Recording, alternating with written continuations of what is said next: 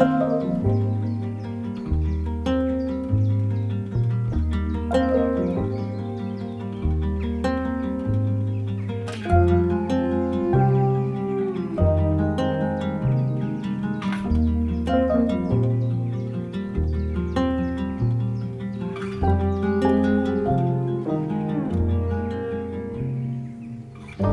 there and welcome to Tasty Classics. This is a very special video because I've been out spending money on cars that haven't seen the tarmac in, well, this one's case, 32 years. Okay, it's going to be fine. It'll be all right. What could possibly go wrong with this incredibly complicated 80s Italian supercar? It's a 2.5 litre twin turbo Maserati Biturbo, a car that I've lusted after since I was a kid, and there just happened to be one sat in this garage not a million miles away from the Tasty Classics workshop.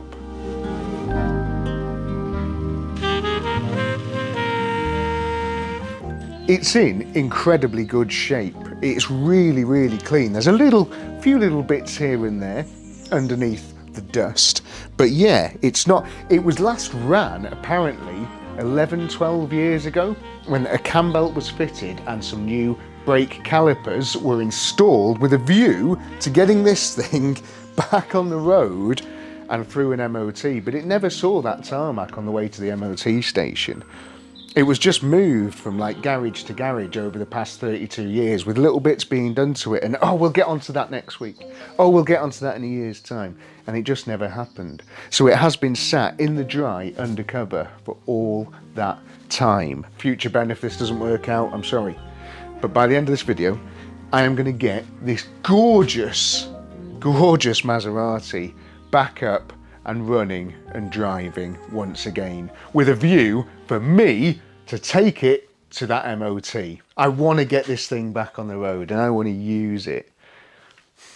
So this is Adrian. He is the custodian and the previous owner of this Maserati, and this is one of his cars. It's a very cool MG Magnet, and there's some amazing stuff in this shed, not just a couple of old cars, amazing engines, some of the coolest parts and storage things I've seen in a very long time. So we've just been chatting for a little while, and you can watch us having a chat about this car, and in a moment we're going to get it running and driving out of here. So hopefully, when was last time this ran? Well, apart from when we got it running before. It started for the first time yesterday in a cloud of smoke. It's a fresh engine in it, and it hasn't been run since 1990. Well, since we rebuilt it from an Australian shell for 1995. Last time the engine an engine ran in this car was in Australia. Oh, yes. in the mid 90s. So amazing. Yeah. So if you want to watch Adrian and I hopefully start this up and drive this thing out of here so we can get this Maserati out, then head over to the breakdown channel because it's well worth watching. It's just been a fascinating couple of days here. It really has. Brute force will overcome most things. Yep. Right, hang on, let me just get this out of the way. I think we're out. Lock that over now and we'll go straight out, I think. That's good as gold. Okay.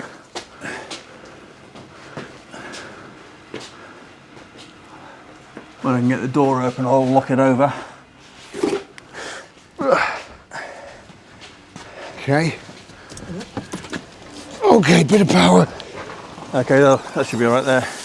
So the spoiler that was on it in there is dissolved in the sunshine. No, it's not. It's on the floor in there because it's not bolted down. So we might bolt that down. Oh, wow. What a beast. Definitely needs a bit of MOT in a can down there. But what a majestic looking animal. It's not a bad looking car. When you actually look at it from a distance from the side, it's quite nice. I love it. I think it's going to be a real treat to spin this thing down the road. Got a long way to get there though, haven't we? Yeah. Okay.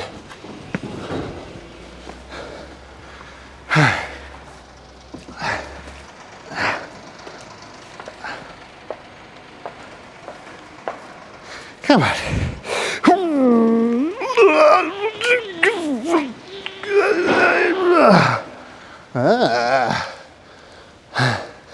Ooh. It's a little bit mouldy in places. Oh, I just really wanted to sit in this thing. How do you get the backrest down? Oh, I just wanted to know what that felt like. I've just been looking at the history of this car, right? And the last time it was taxed on the road was 1994. Oh, it's got one of those gearboxes that first is down there. First, second, third, that's cool. Oh, I hope we can get this thing to move. I hope we can get it to run. I want to hear what it sounds like. I've never even sat in one of these. I've never stood next to one. So this is a very revolutionary thing for me. I've just date coded the two tyres as well. The front tyres and the back tyres. Got Michelin's and Pirellis. The fronts are from 1987 and the backs are from 1985. Crazy, absolutely crazy. The car's only done 60,000 miles, so those tyres must have been the second set surely, but they were just manufactured roughly when the car was built. It was only on the road for 7 or 8 years of its life. Not long at all. One very interesting thing about the interior of this car is this hole in the dashboard here. That hole should house a very, very exquisite gold clock. However, this one doesn't. But the reason it doesn't is because it was taken out and stored safely, because they usually get nicked on these Biturbo cars. They're made by a company called, hang on, I've got it written down here, Boucher LaSalle, I think that's how you pronounce it. It probably isn't, of Switzerland. And it's stunning. It is so nice. And I've looked for one of these on eBay, and you're looking about 500 quid just to replace this. And I've thankfully got it in my hands right here. Oh, it actually says it on the back. Fabrique par Boucher LaSalle, from Geneva in Switzerland. And yeah, it just slots into the dashboard there like that. This one doesn't work, and I think that's only a light that goes in there. So is it a digital battery thingy one? I'm going to have to do some more research, but I'm so pleased that it's there, and it is an exquisite piece of jewellery in this car.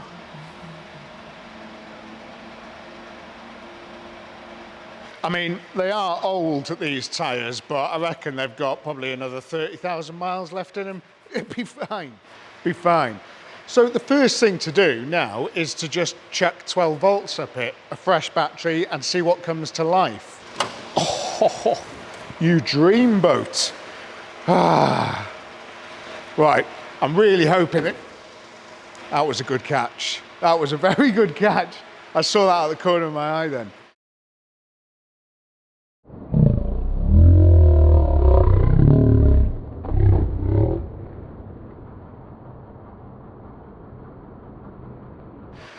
Okay, steady. That's what that bit of wood was for, wasn't it? Let me go and get a small device. Attaches onto a strut that is not strutting, and holds things up like boots and bonnets and that type of palaver. Anyway,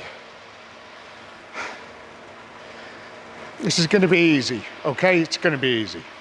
Apologies if there's any sort of background noise you can hear as well, but we've got a cherry picker Sprinter van with Lawrence on the back of it doing some more electricities for us, which is very kind of him. This is nicer than most things in my flat. Every detail in this engine bay is so nice, just like that. Such a cool car. Can you tell I'm excited? Maybe. Anyway, where's the dipstick? That's also off, which is interesting. I'm hoping that he just had the radiator out for when he was doing the cam belt and stuff and hasn't filled it with fluid. That would be great. I've already managed to find where a fuel filter is and what looks like a fuel pressure regulator, which is interesting as well. So you've done 60k. It's going to be good as gold, isn't it? It's such a good colour, this thing, honestly. Tastes like a beautiful Italian Chianti. Really nice oil, and all we need to try and fling this thing back into life. Now, I've been doing, Bosch Silver, great. We've been doing a little bit of research into this engine, and it's a 2.5 litre twin turbo. We know that. You'd imagine a 2.5 litre turbo V6 would be full of horsepower. Well, this one isn't. This one has got 108, or had when it last ran, hopefully, 185 horsepower. That's not a lot at all. You get that out of some just normal 2 litres back in the 90s. The Peugeot 206 GTI, the last 2 litre one of them they made was 180 brake. So yeah, and that didn't have 2 turbos hooked up to it. Anyway, so it's not going to be massively fast, this thing, but it should hopefully make a great noise. And we should see some boosty stuff, if we can get it to run. You hold that, just stay there. No, not Joe's feet, my feet. Battery is properly held down. Sonny, don't go under there, it might be leaking something. Probably won't. It's a classic Italian car, as if.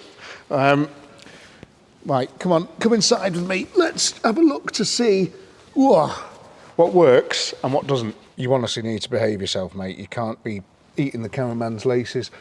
Okay, I'm going to twist this key and I want to see if we get any dash lights, because that would be the absolute dream. Oh, come... I tell you what, I can hear a fuel pump as well. I can 100% hear a fuel pump. It must be a fuel pump, I think. But it's not turning off.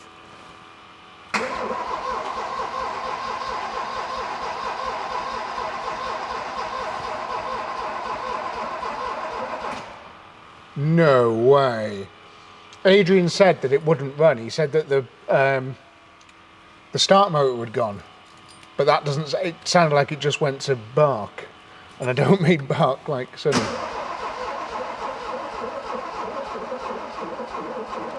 Well, it's impressive that that brand new battery from Napa is dead already. Bit of a weird one. Let's hook the boost pack up and try and do that again, because that's crazy. It almost sounded like it was going to fire then. If this thing just fires up, that's nuts. Okay, boost pack. What I haven't done actually is just check to see what the fuel situation is. Is that going to even move?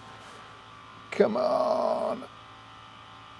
Doesn't look like it's moving at all, so it might not have any fuel in it. I just don't know. You might have drained the tank or anything.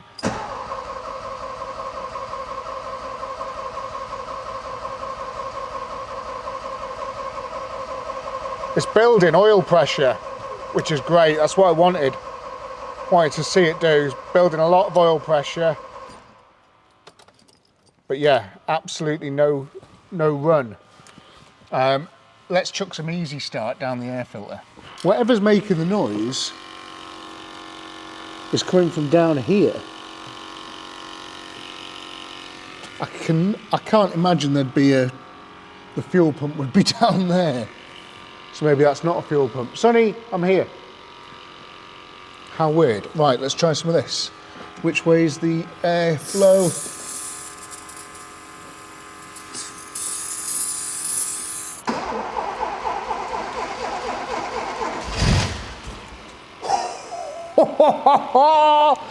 That was without the boost pack. Come on. Oh my God, she's going to run.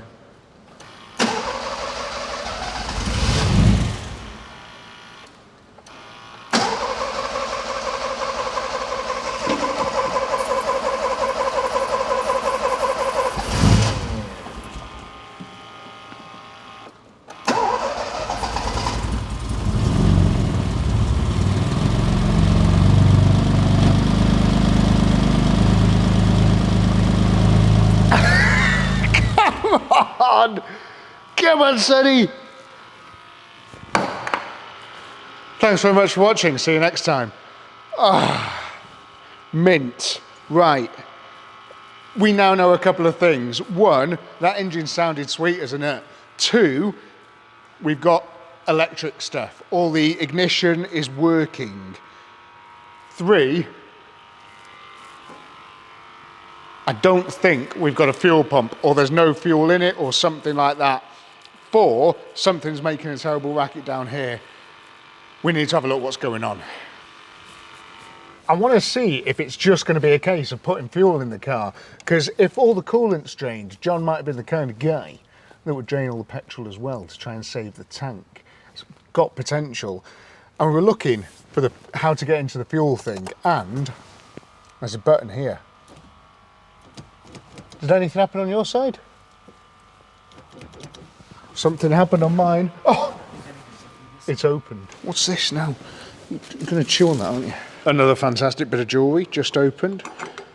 Fuel cap was loose. That's always a good sign. Let's chuck some juice in it. What do you reckon? I have in my hand here, because some very important people fell out, about 400 quid's worth of premium unleaded. Honestly, why don't you everybody just behave for 5 bloody minutes? Which I'm now going to force feed into this Italian supercar. Is it a supercar with 185 horsepower? Probably not. All that petrol is now flowing into this car. I'm just going to put my head underneath and just sort of make sure everything looks like it's half there and we haven't got like rusty split fuel lines or anything. I mean, I can't see much under here at all, apart from the fact that it looks incredibly solid. Please don't be a rust box. But yeah, I just can't see much at all. What's over that over there? Oh, hello. Potentially a couple of new fuel pipes. That would be quite sound if it was, and I can hear the fuel hitting an empty fuel tank. While it's doing its thing, I wonder what works and what doesn't on this car. I would honestly love to know what is making that noise down by the front bumper. It's going to be something, well, it's going to be something important, isn't it? I've put this battery on charge as well, which is good. Right, so what about this window? Oh, yes! Come on! Oh, you only really need that one to work, so this one would just be a bonus. Oh my God, and what a great bonus it is. Right, so we have fully working electric windows. What's inside here? What's this? Oh, it's an empty tax disc holder. I was hoping for tax. What's in here? Oh, everything's empty. What's all... what the hell is all this? I don't know what that is, but I don't like the look of it at all. I'll leave all that there. That's just a bit of trim for the side. Okay, most important thing, standby caller.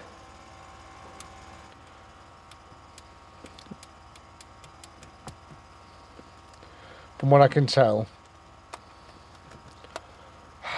we have no tunes. What a sad day. Does this thing have a horn? Is it not there? Okay, that doesn't work. The horns never survive, do they? What about this big hazard button staring me in the face? Oh, yes! No need for that to work anyway, because when would we ever need that in a Maserati? I don't know what this button does here, so I think the best thing for me to do is just to press it. Oh, cool! So I can tell if the brake lights, the clutch fluid, the stop. Oh, wow, very cool. That all works. That doesn't. Hold your breath.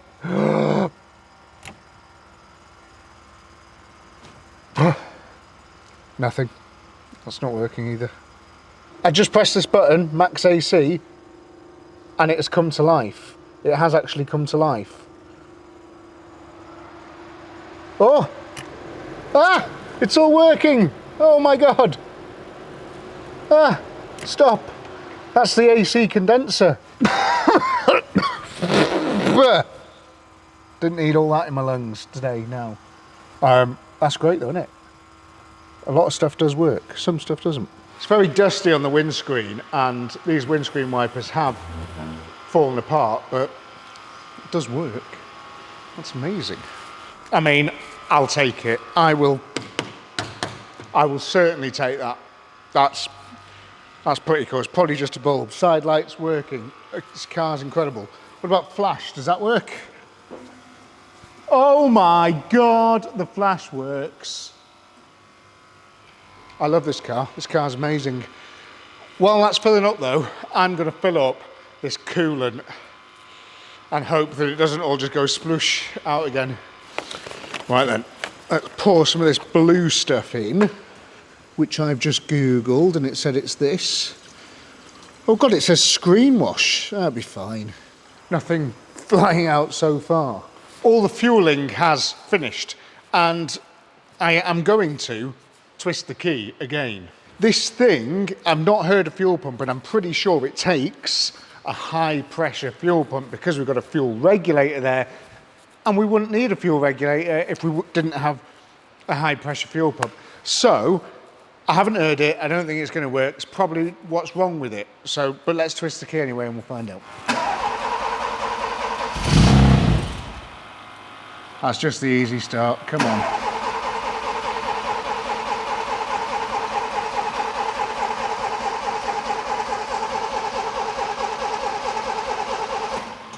No, it's not having any of it. Let me just take the line off that fuel filter. Oh, that's interesting. It's already very loose. And it's dry as a bone. Let's just turn that on again. So yeah, the ignition's on and there's absolutely nada coming out of this hole and going in there. So what I need to do ideally is just, I might as well put a new fuel filter on it as well, seeing as the access is so blooming easy. And yeah, I need to get a new fuel pump. Doesn't matter what you do, does it? It's always the fuel pump. Let's get her up in the air and see if we can see what it's like underneath and what that fuel pump looks like, and then I'll try and find one.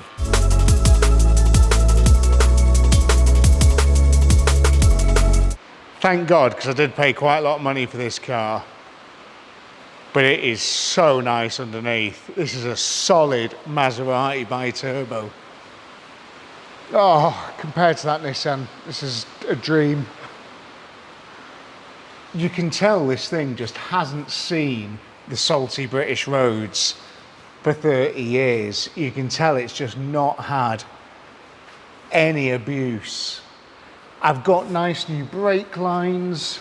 They're absolutely superb, those brake lines. Go into these nice shiny calipers, which, I mean, that's free as a bird.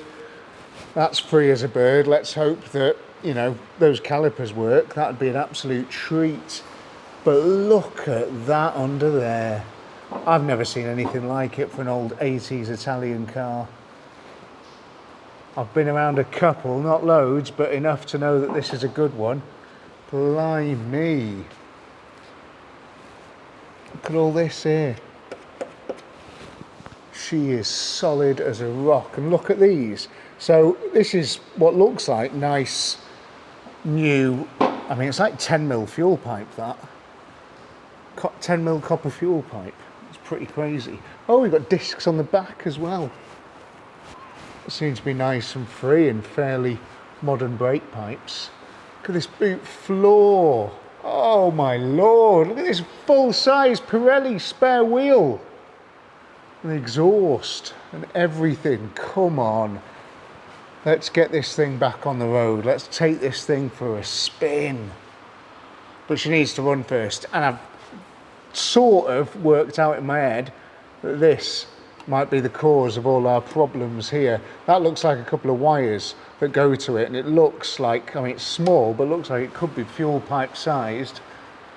And that is a pre-filter by the looks of it there. Interesting. What I need to do is to sort of take all that apart and have a look at it, but how am I going to do it? A nice new brake pipe there. How am I going to do it without getting bloody fuel everywhere now that I've poured all that fuel in? Okay, let's have a think. That's annoying. I barely touched that fuel pipe and it's already starting to pour out. Right, so if I just probe that now, hopefully Yeah, that's doing nada. So that's, whoa! Probably shouldn't do that near all that petrol. That's not working. So we do need a fuel pump now. Let's just start again. What I've got is a bucket here. It's only got a few bits in it. And I've just flushed the tank. So I've put some petrol in there to flush the tank. That's what I wanted to do to start with, is flush the tank. So I'm going to do that now. Just disconnect that, then it'll all fall into here, and then we'll recycle it, clean it, put it through a filter and put it back in. Be fine. Okay. Found these in the back of the Alpha 156 the other day, the garden shears, but they're also great for removing old fuel pipe that doesn't want to play ball. So let's just try and do that with this now. This is not going to end well, is it? I can tell. Here it comes, like a cascade.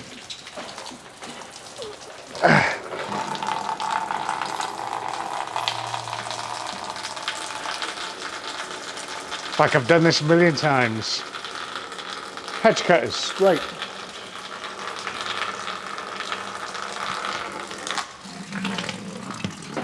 So this will fill up nicely now with all that fuel that we put in. It's all nice and clear though, so the tank was empty when we did it before. Probably should have left it that way. Anyway, how can you test for something? It doesn't matter. I'm going to strip all this down and I'll show you what we've got. This is what I've taken off the car. This is the main fuel pump, I hope, here. And this is a pre-filter, which was in that little bracket there. All this quite chunky 15 mil or so fuel pipe, but it's all very sad and rotten. So all this is going to get replaced. We'll get new ones of that.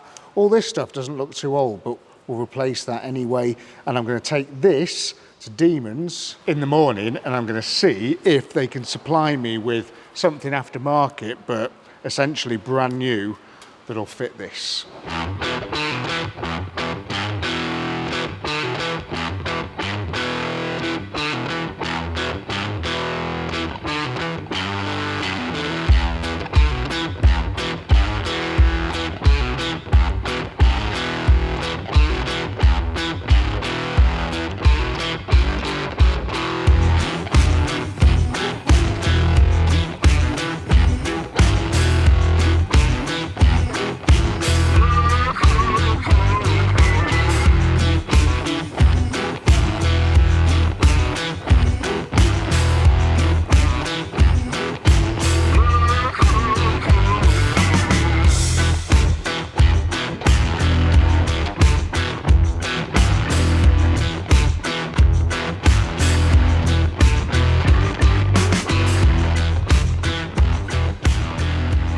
Couple of things. One, that took so much longer than I thought it was going to, because there's about 400 different Jubilee clips up there that I had to sort of tighten up and get everything routing correctly, but it is all now spunking now with, and hopefully should work. I didn't record a lot of that because every resurrection car I've had recently, I'm doing a fuel pump on, so I just thought let's just get that bit out of the way and then we'll move on to the rest. I say get it out of the way, we don't know if it works yet.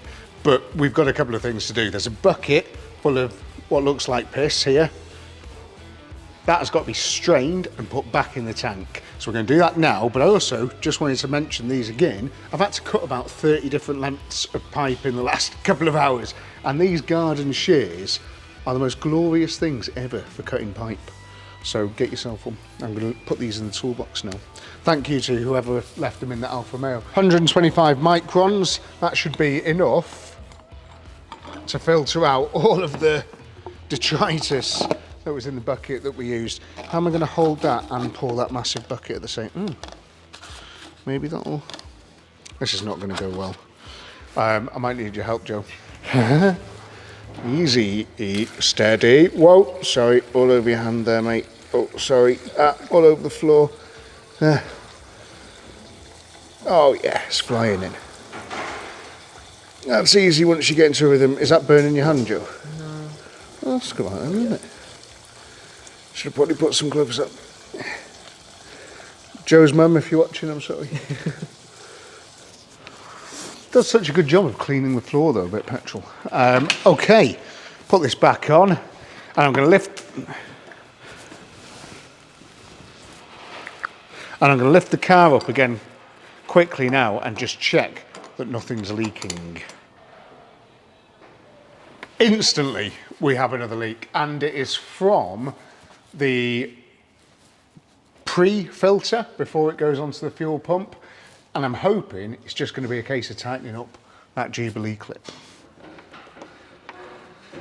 I managed to get quite a lot of turns off that, so I wonder if that's will have worked. I think we got away with that, but we'll just keep an eye on it. New fuel filter there. Okay, Joe, just start cranking away.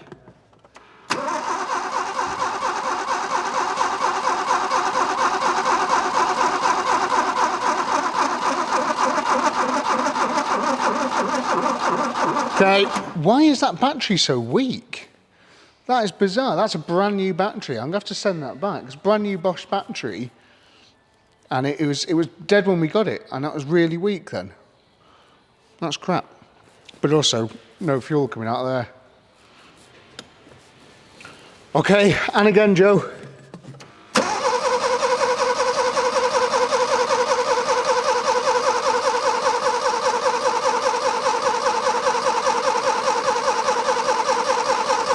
Should have come through by now. I'm going to put my hand underneath and hold the fuel pump and see if I can feel it buzzing. I can actually just about see it through this wheel well here. So, Joe, if you try and crank it again.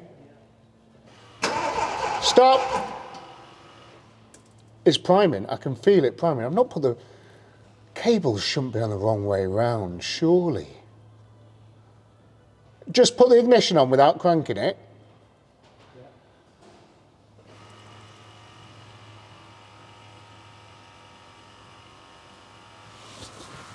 Stop! Oh, we've struck oil! We've struck oil. We have fuel. This is amazing news. Maybe it just needed that little bit of time to come through. But there is fuel pouring out there. So, where's the Jubilee clip gone? There it is. Oh my God, if this thing barks off now, I am going to be so pleased. I'm going to drive it immediately to the pub. I mean to the south of France. I mean to the MOT station. All right, let's pull all this crap out here that obviously hasn't done anything. Send that battery back to Napa via their front window. There's nothing else for it. I'm going to get Joe to twist the key because I just want to see what's going on here and make sure nothing goes wrong. When you're ready, Joe.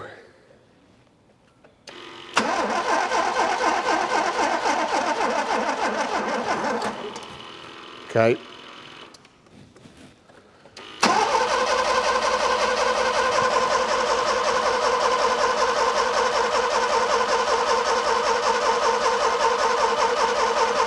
Okay.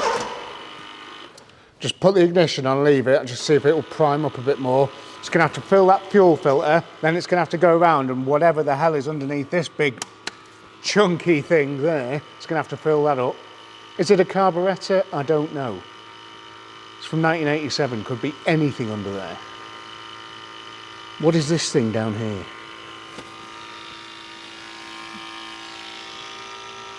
Don't know.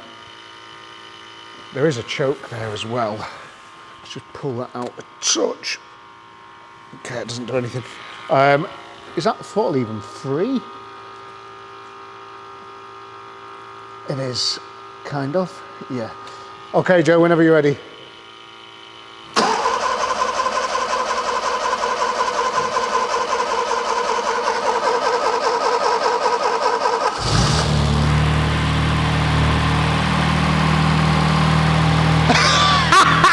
Come on! That's it! She's going! She's going!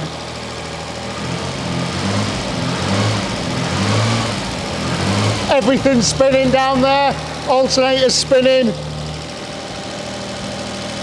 Even the air conditioning pump. Come on! She's alive!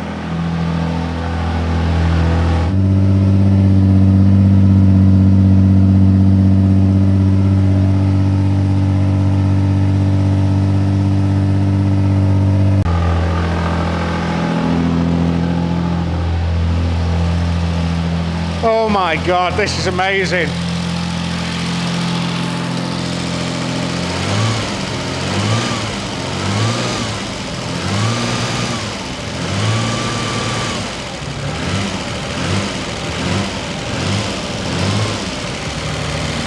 I don't want to rev it loads, I just want to give it a little tickle, but boy does she sound sweet. Coolant's good. Let's put that cap back on. Check for leaks underneath. Oh man, this thing sounds like a dream. Right, what's going on in here? Oil pressure is just out of this world. It's so good. No lights on the dash apart from the choke light there, which is this thing. Maybe if I push that in. Okay, I think that needs a bit of lube. Fuel gauge, I don't think that's working. And the battery gauge, I'm not sure if it's working or not. Is the throttle working?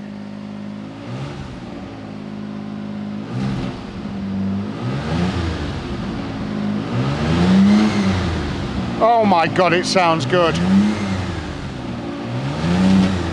Look at that turbo gauge.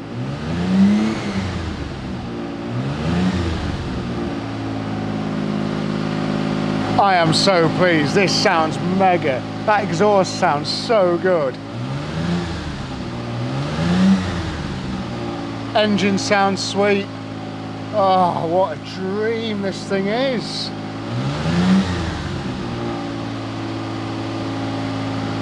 Oh wow. Right, what do we do now? What's the plan? Oh, it's a bit of coolant coming out there, but I think it's coming out of this overflow hose, just where I've maybe put too much in.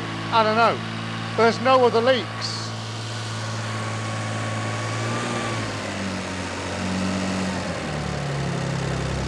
That was the choke I just took off then, I'm sure.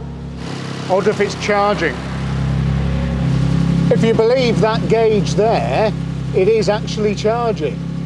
We are charging that dodgy battery, and the temperature gauge is going up, and we're doing 10 mile an hour.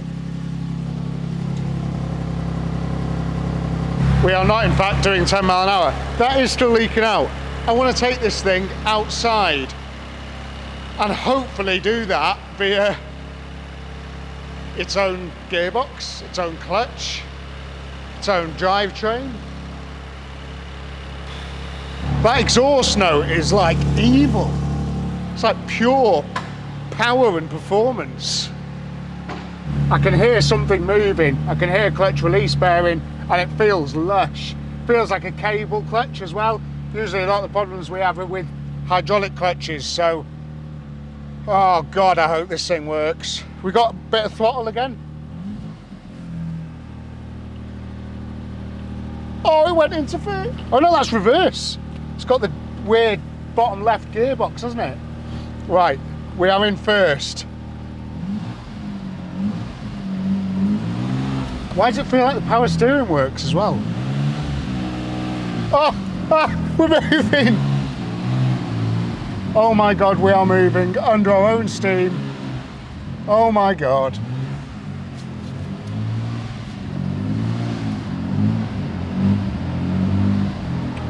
Oh my God. We've got backwards. This is incredible.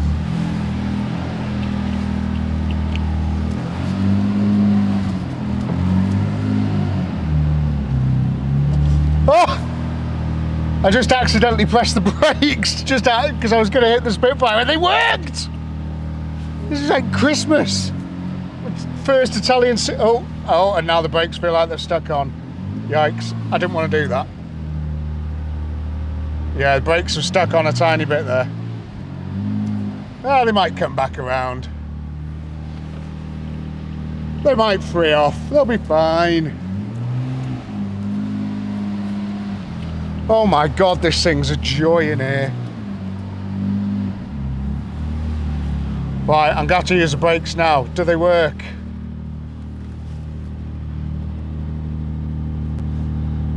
Temperature's going up, voltage is still there. Am I going to try the handbrake? Oh, it feels super solid. Maybe before we try the handbrake and stuff, we'll get it up in the air and grease everything. Yeah, that doesn't want to move. Sounds like the exhaust is blowing as well, but I don't think it is.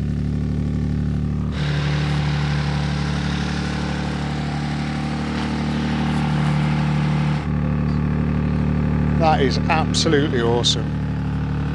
It sounds so weird. It almost sounds like a rotary. Is it holding temperature though? I want to see if the fans kick in.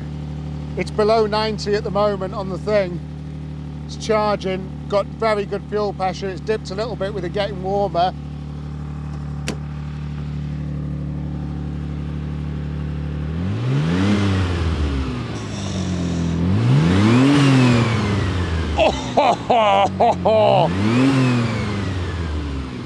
Oh my God.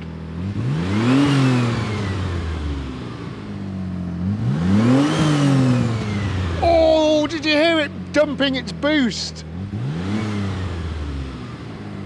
Right, I don't want to push my luck. Let's put the heaters on, hot as well. Heaters are red hot, amazing. I've only just begun with this thing. We need to get this thing properly cleaned up, tidied up, do a few other little jobs on it, grease a few bits, and see if we can get it out on the road and down to an MOT. I've got to get these tyres changed as well. They're like solid rubber from the 80s. They've got to be changed. We've got some stuff to do, right? And look, it's that time of the show again. This is super expensive for me to do. This car is one of the most expensive things I've bought. It's a super solid Maserati Biturbo. They're not cheap things. They don't come about very often, and when they do, you have to dip into your money and go and spend it. And there's a couple of ways I can do that with your support. The Patreons are amazing, and I'm going to put their names on the side of this car in a moment. The names of the new ones that have signed up. All of the older Patreons, I love you as well. But the new Patreons, I'm going to put their names on the side of this car now when we give it a wash and we give it a tidy up. And look at all this stuff. This mug that I use to drink my tea, you can buy these from our merchandise shop. This jacket that I'm wearing, you can buy this from our merchandise shop. And we have new puzzles, which I'm going to tell you about as well. But if you want to support the channel and help me afford all this stuff, then you can go and do one of those things. And look, if you can't afford to support this channel financially, don't worry. It is all free. Everything I'm doing all of this. It's all free for you to watch. Just hit the subscribe button for me. That'd be super kind. If you just hit that subscribe button, that'd be really, really kind. Jack, look. Maserati. No, you can't have this. Look at that in there. Do you want to go inside it? Sonny, can you feel that? That's the radiator fan kicking in. The radiator fan's kicked in. That's amazing. Why are you licking my face? I like it. I think it's pretty cool.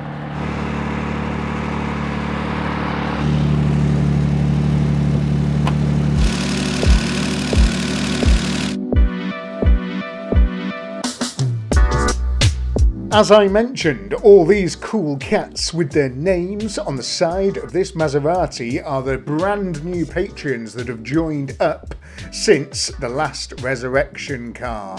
And I put all their names on the side of the new cars to say thank you. Thank you for the support, because without them, I just wouldn't be able to go out and spend all of my money on things like this, on these cool barn finds, and take the chance on them, because we had no idea what this one was going to be like, did we? We didn't have a clue.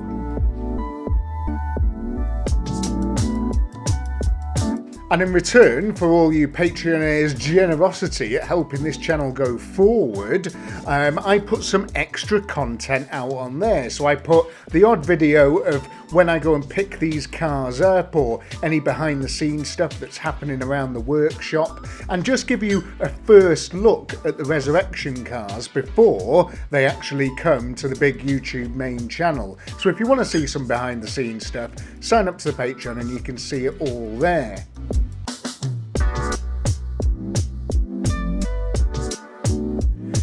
And I've also been working very hard behind the scenes on trying to find a real high quality puzzle manufacturer, and we've managed to find one at a decent price. So these puzzles that you can see on the screen now, one's a tribute to the old workshop and one is a tribute to the big Plymouth, the barn find. And I'm going to do lots more of these puzzles in the future, but I thought these ones were super cool and a great place to start. And if you're like me and you're sort of, you know, struggle to put your phone down in the evening a little bit, then this is a great way of just getting off your screen and, you know, spending a couple of hours doing a puzzle. And if you want, you could just put one of the Tasty Classics videos on in the background while you do it. It's completely up to you. But if you're a bit, you know, bored of scrolling on your phone of an evening, then these for $24.99 is just a mega thing to do, and it'll take you a couple of weeks to just box it off, and you've got a nice memory of the old workshop or the Plymouth barn find before that goes.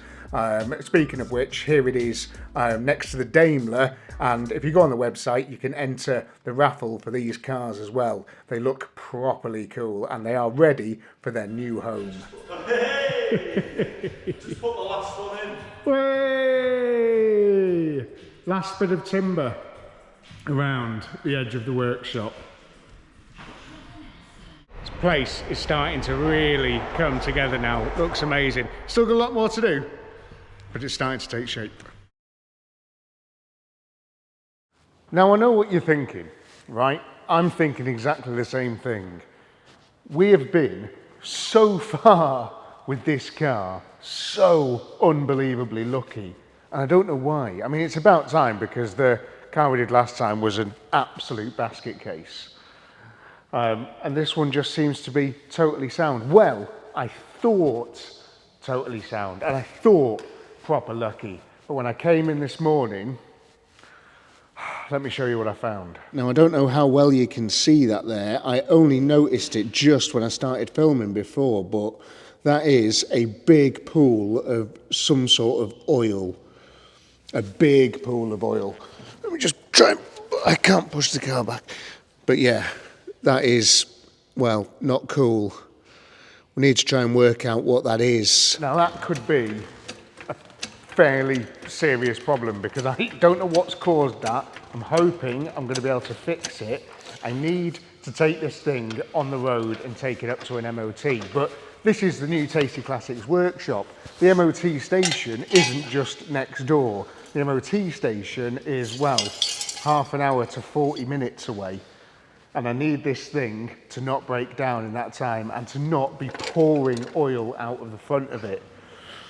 I also, though, need it to not blow any tyres up, so I've arranged to have some tyres done just over the way, and I'm going to take all the tyres off this car now, as you can see me doing. So I've roped in Ben to take all the wheels off this car, and I've put it here and not on the ramp, and you might be wondering why. Well, I want to get around the car. I need to get in every area of this car, because there's a few other things that we're going to need to fix before we can take it up to that MOT. I'm not expecting a pass, but what I would like is a few things to work a bit better. For example, we need to sort out loads of lubrication on stuff like the choke cable, the throttle, the brake. Everything's very sticky. I want to have a look at the brakes. I want to make sure everything's greased up properly. The spare wheel needs to come out. The spare wheel carrier is probably not moved for, well, since the car was new.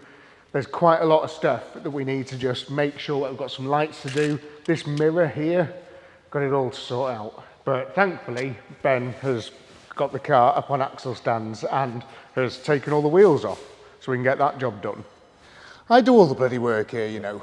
I'm the one getting down and dirty with it all, getting all this stuff off. What are you doing? You just stood there talking. What are you on about? I always do all the work. You don't do anything. You're just sat in the office all day. I'm the one that does all the work. Honestly, those two need to just stop arguing. It's no good. I'm just going to put my head underneath and have a little look at what's leaking. Oh, yeah. It's power steering pump. Ugh. Oh, and it looks like it's coming from a pipe that is very far away. So I can still drive it to an MOT, that's not the end of the world, but fixing it, well, it's a different matter because it's right up there.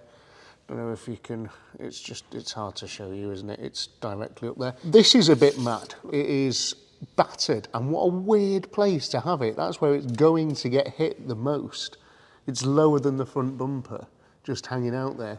Rest of the thing looks all right underneath, no sort of pools of oil around the sump and things. It is just, well, it's this machine here. You can see a drip forming there, but it goes back up and all into that pipe there. So I might have a little tackle of that when it's up on the ramp. This is just, it's a minor setback. Everything else is fine. The car is great. We all get little leaks from time to time, don't we? It's also up on axle stands, so I can get a little bit of MOT in a can on these brown bits, just because I'm taking it 40 minutes up the road. I don't want to get any attention from the Rozzers, okay? I want to put this spoiler on. We got this spoiler with the car. It's never been fitted. The car didn't have a spoiler from the factory, right? But John, the previous owner of this car, found one, and I like his vision. It just makes the car look so much nicer. They're a real pig to paint though. So I'm going to fit it probably in the next episode of this car, and then we're going to get the paint guys to paint it when they paint the bottom of the doors and the sills and stuff. Something else with this car, we've never looked in the boot. I've just, for some reason, oh, fuck. Gas struts never work. They just never work. Yeah. Pop that in there. Oh, nice. I think that's a full toolkit. Are we missing one spanner? I don't even know if we are. That is gorgeous. Look at it. Looks like the end for a wheel brace. Okay, oh, and that looks like the jack. Got a nice proper jack and brace. Absolutely nada in here, apart from cable ties, so that's fine. And that is where we lower the spare wheel carrier. Right, that's what that's for.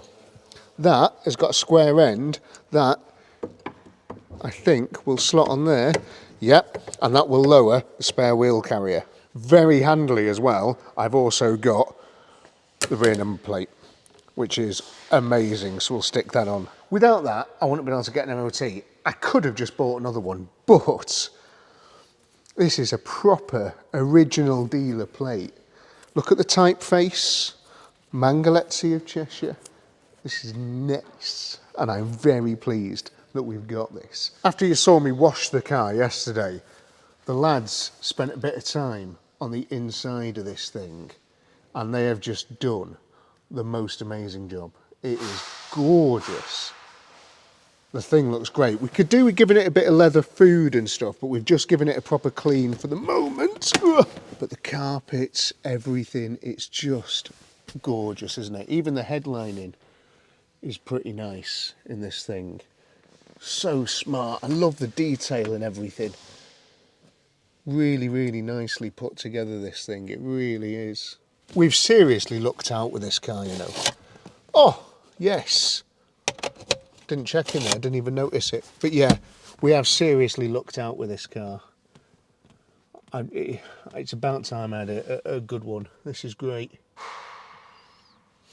What a nice thing. And I noticed when I was editing yesterday as well, that there. Any ideas what that's for? Can't, that's the indicators there. Just pop the ignition on and nothing happening at all. What's this as well? Oh! What a bizarre place for it, but that is the remote central locking. Oh yes, please, and your light level. That's awesome. Did it just leak a load more power steering for it? It leaked a little bit.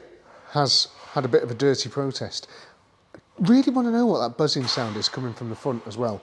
Anyway, spare wheel carrier, because I need to get this spare wheel out so we can get a new tyre on that as well, because that tyre is no good. I have absolutely no idea how this thing, look how clean this car is, it's insane. I don't know how this carrier is supposed to work, because it looks like it's bolted onto everything. Or is it not? Is that just a guide? It's supposed to just come down. Problem I've got is that these tyres are a little bit unobtainium. Well, they're not unobtainium, but they are. How is that? Just.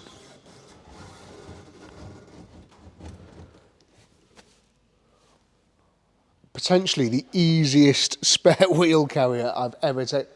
That is nuts. This is an old Italian car and that just fell down there then like that.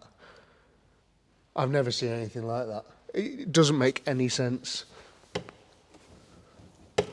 Oh my God, look at that for a mechanism.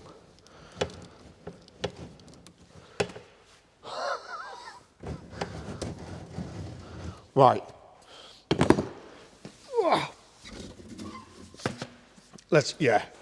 It's flat as a pancake, but also it is a 195 60 14s. You don't make a lot of those nowadays, so we're a bit, well, limited on what we could get at short notice, but we are having brand new tyres fitted. Are they Pirellis? Are they Michelins? No. No, they're not.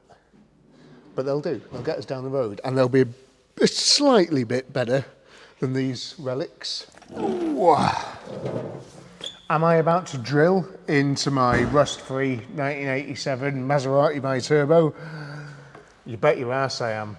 And the reason for being for why is I could put sticky stuff, you know, those things on the back and you just plant them on double-sided sticky number plate holder things, but this number plate is going to be super hard and expensive to replace. Getting a proper one made up, you're probably looking at 40, 50 quid to get a nice reproduction done.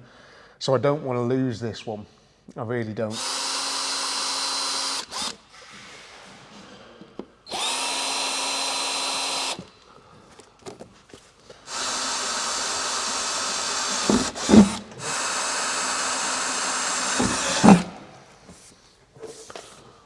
Beautiful.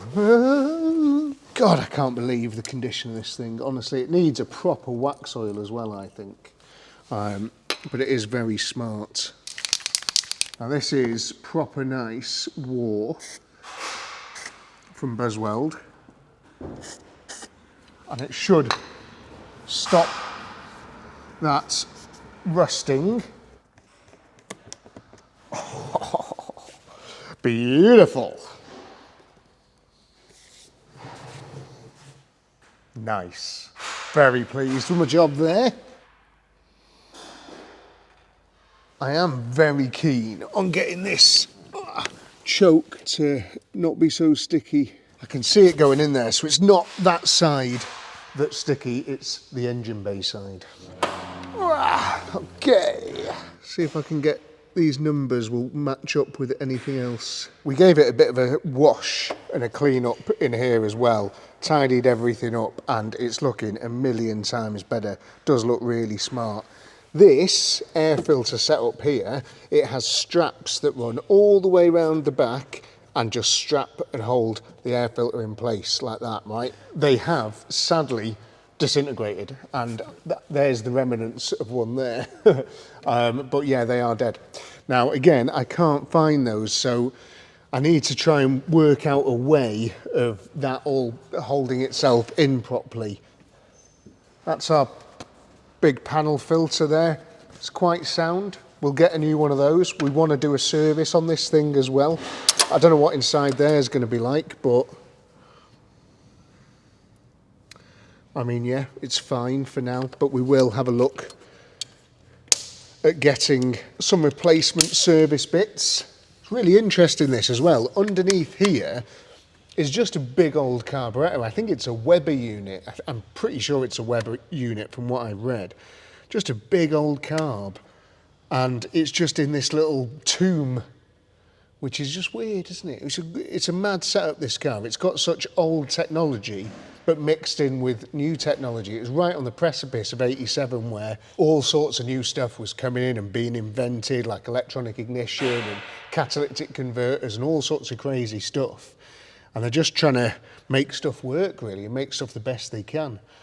And I mean, you saw how it fired up. I don't know, you tell me. It's really interesting as well. I know this car has done fairly low miles, and I know it has just been parked in a dry garage for so long, but I think we really need to talk about, we really need to mention how well this car's come back to life, how well stuff like, you know, that Austin A40, that was a car that, you know, was miles older than this and had been parked in a barn for 48 years, whereas I think this ran probably 12 years ago when that cam belt was done. But the A40 came to life so well. And then you look at stuff from the similar era that we've done recently, like the Montego. Now the Montego, again, it needed one little box of electricity, you know, some of that, whatever it was, type wiring thing, which, I don't know, Lucas, eh? But it needed one of those ECU brain things, and it just came back to life so well. Fired up and drove. You look at the Cavalier that was parked in that barn for so long. It just came back to life.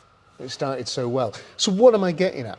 Well, if you're enjoying seeing these cars come back to life, right, I've done loads of these. Look at my back catalogue on YouTube. There's tons of stuff that you can see on there. Some really, really cool bits and bobs for you to watch. Some of them easy, some of them hard. And the hard ones, this is mad, I know, but all of the hard cars to bring back to life have been German or Japanese.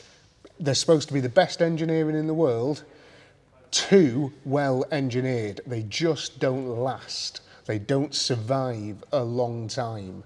You know, these German and Japanese cars, everything falls apart around them, all the seals decay, everything is too overly engineered and overly complicated. They have an expiry date. Whereas all the British stuff that we've done, all the Italian stuff has only needed fuel pumps. That's it, fuel pump inches away. Look at the Fiat Panda, man. That Fiat Panda, bloody hell, you couldn't kill that car. That'd been sat with no roof and no windscreen, and it just came to life.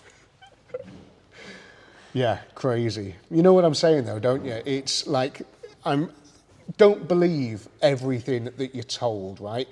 There's rumours about Italian cars and like German engineering's the best, and you know, Japanese, and you know, you hear all these people talk about these things, but this is real, genuine experience. Go and watch all the other videos and you'll agree with me. This is proper experience. We are boots on the ground doing this. And yeah, I mean, our experience together collectively is the opposite. German cars are a pain in the arse, whereas these things seems to be all right so far. I mean, we don't know what's happening with the power steering, but I'm sure we're going to find out. I have here a couple of things, right? Now, these aren't exactly correct. We could just use cable ties. We could do something like that. However, I've got these, and that will fit over that hook there.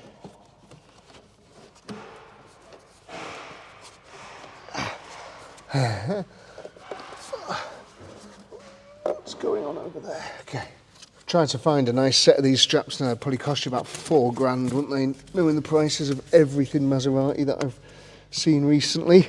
And then hopefully if I stretch that over, oh my God, it fits so well. That almost looks factory. Almost. How amazing is that? Super good. Just fits perfectly there. It's got a bit of art to it as well. That's absolutely superb. I'm just going to wrestle with the other side.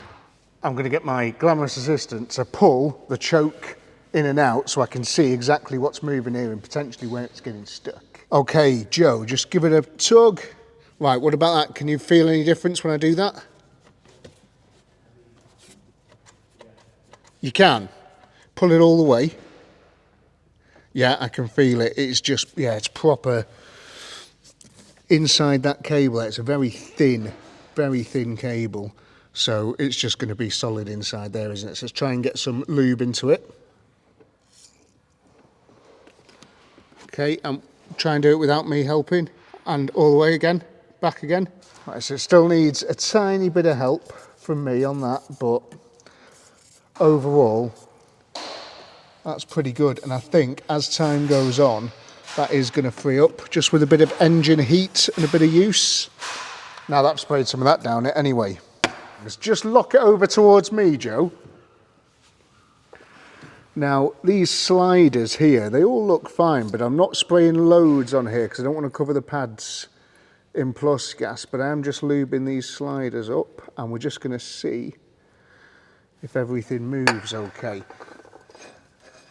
I think the fronts are pretty good. I think our problems anyway, with the backs, because these look all, you know, freshly built really. Joe, press the brakes and off. Yeah, on, off. Yeah, that's good as gold. Right then, Joe, lock her over the other way. Can see, yeah, all these pipes don't look that old, do they? And the calipers. And that one again, it's a little bit stiffer, but it's not too bad. Ever so gently, just put a bit of wet on these just to clean them up. I mean, we'll get some heat into them and that'll sort of sort them out, but just want to make sure that they are free to move. Right then, now Joe, if you want to brake, yeah, and off. See that? There you go.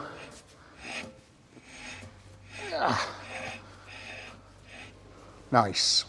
I'm pretty sure with a sustained sort of 70 mile an hour on the M53 that's going to clean up really nicely. These are going to be the stickier of things, right? But I guess we're about to find out. So are they stuck on? Oh, Jesus Christ, they are, yeah. Oh my God, right.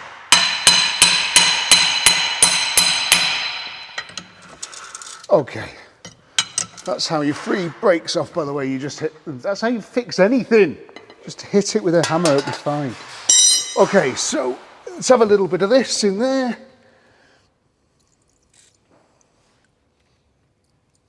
Okay, Joe, press brake.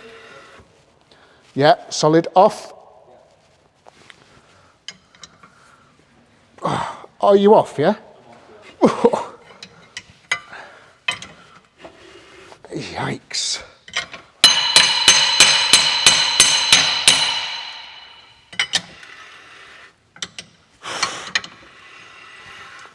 And on, and off, and on, and off, on, and off. There is a pretty thick layer of crap on these discs, so I am expecting a little tiny bit of binding. I'm just going to do the same to the other side. That brake is now, I mean, it feels a bit tight, but it's moving all the drivetrain. So if you see me straining, it's because I'm moving everything connected to all the different stuff. But as far as the brakes are concerned, that is free. Now, I want to try the handbrake. So Joe, just very lightly, just start to pull the handbrake and I'll see if anything, I can feel anything changing here. Oh, off. Right, that was instant. Are you off now? I'm off, well, down, yeah? probably moved like a millimetre. Yeah, that was really wild. That was like a millimetre of movement and the handbrake sort of came to life. I thought that might have been the case yesterday, just over-adjusted. Okay, and pull it up a bit. How far are we up there? Have you got one click yet? Was it? It was one click, wasn't it? That's one click.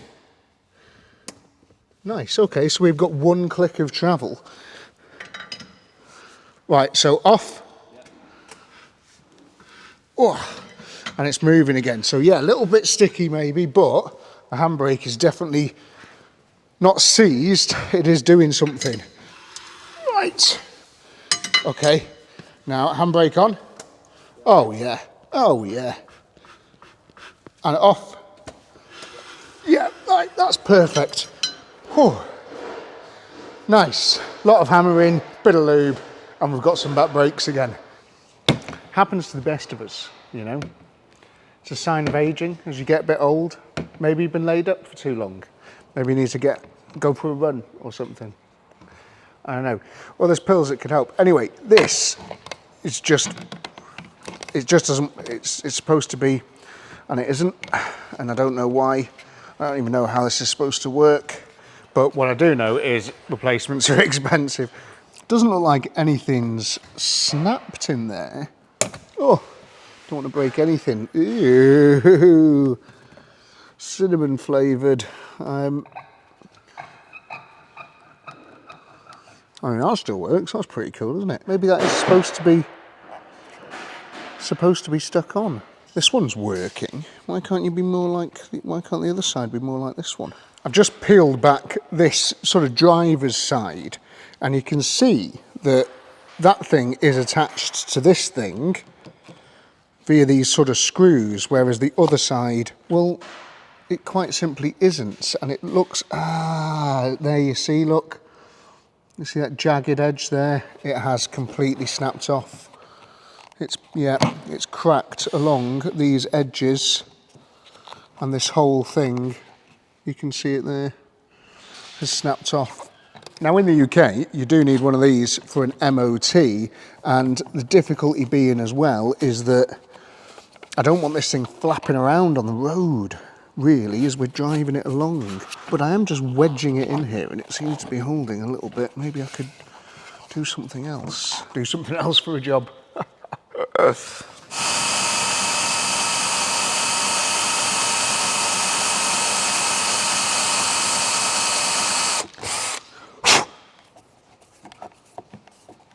An excellent fix has befallen us.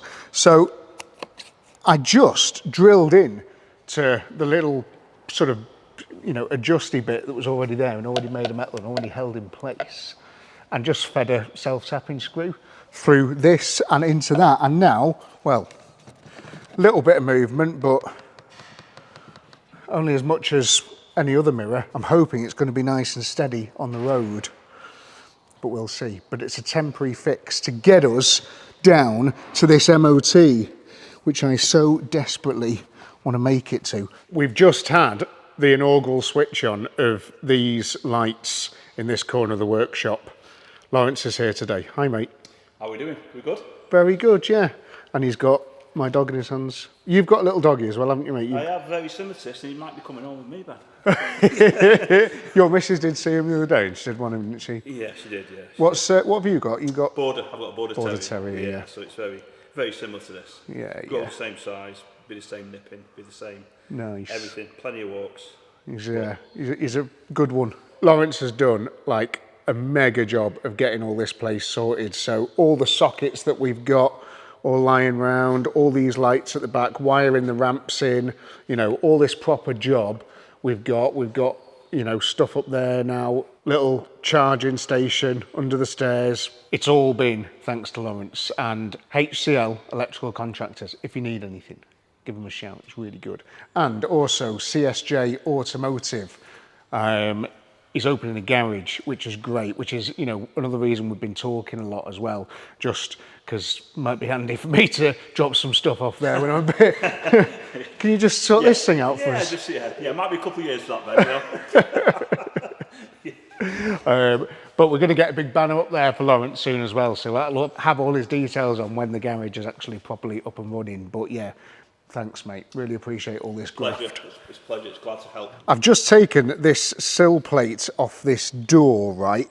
Because I want to get a bit of a better idea about what's going on with all this stuff. There is quite a bit of crumbliness along this door. Sonny, please, you're going to just deck it off there, aren't you? And yes, it's like a daredevil, this dog. He will do anything. So naughty. But yeah, look, it's Rusty. Anyway, before we do anything, stop. I should have called you Rusty. I know it. You love rust. I'm just going to put a little bit of rust converter and some zinc primer on all of this, some new screws in the sill plate, and put this door trim back on that's been taken off, so we can just make it look a bit tidier and a bit more complete for when it goes down for its MOT. Hopefully, fingers crossed, tomorrow. Ow! Ferro zinc. This is really good rust converter. So I'll just bathe it in this before we put some primer on it.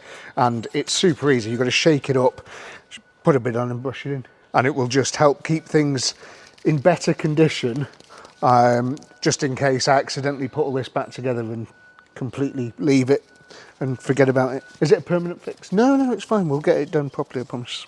I very kindly got given this spare door with the car, which is pretty cool for the passenger side. And it's got a little bit on the bottom, but not as bad as the other one. That is the rubber for the door as well. I don't know what this big bit of carpet's from either, but that's the rubber that I need for the passenger side. I'm just waiting for this bit of primer to go off now, and then we're going to put a couple of coats of MOT in a can on this thing, just to like hide this like big bit of red. This is just a bit of oxide primer, I think, that's been put on there from when it's had sills in the past, which I think it might have had. Although I wouldn't bet my house on the fact that it's had sills. And while I'm doing all that MOT in a can, I'm just waiting for coats to dry in between coats, you know, so I thought I would look at this massive, massive folder of paperwork. I really want to make a nice job of this car. And the idea with the MOT in a can, I know it might look a bit destructive just blatantly spraying a bit of paint on a car, but we live in the UK and they will pull you over for fun. So you've just got to try and make it look it's an old car, just make it look as presentable as possible when a copper drives past it, you know, because it'll come up F25 DNC, no MOT, no tax and no insurance when they drive past. Now I have got insurance and stuff, but it won't show it. This is a proper Maserati book here, dog. Stop eating the microphone. Maserati worldwide service. Don't need that. He's 10 weeks old, this dog, and you've put a hole in my t-shirt. Between you and the welder, I'm going to have to buy so many more t-shirts. Oh, nice. This is all like pre-delivery inspection. That was all done. Has it got a date there? Yeah, look at that there. 1,000 mile free service. That was in 88. And then it had another 6,000 mile service in 88. And 12,000 miles a month later. It did 6,000 miles in a month. That's crazy. Do you have any idea how hard this is? My missus is currently just finishing off her placement at uni, so I've got like sole custody of this nightmare. Anyway, 18,000 miles a year later. Not even that. 2 months later, it had done another 6,000 miles. It was a busy car. 24,000 miles in 89. 30,000, 36,000. Don't. That's priceless. Please, honestly. And then 90, 91, at 47,000 miles in 91. And its last service at 60,000. Oh my God, get off the fucking microphone. It's just a game for the puppy, isn't it? But its last service, 60,000 miles. There you go. That's pretty cool, isn't it? And then, obviously, we know it was parked up and it was, yeah, just sort of parked up in a garage, not used. And now is when we use it. So we've got some MOTs and my logbook there just to back up the mileage. Maserati Biturbo handbook. How amazing. Everything we could ever wish to know about this car is there. And what's in this folder? Eat this, look. This is you love a big red starfish, don't you? No way. Look at this. This is a fairly priceless Maserati Biturbo service manual. It's got everything in it by the looks of it as well. That's going to be very handy for the power steering, which we're going to have to try and fix. God, there's a lot of stuff in there.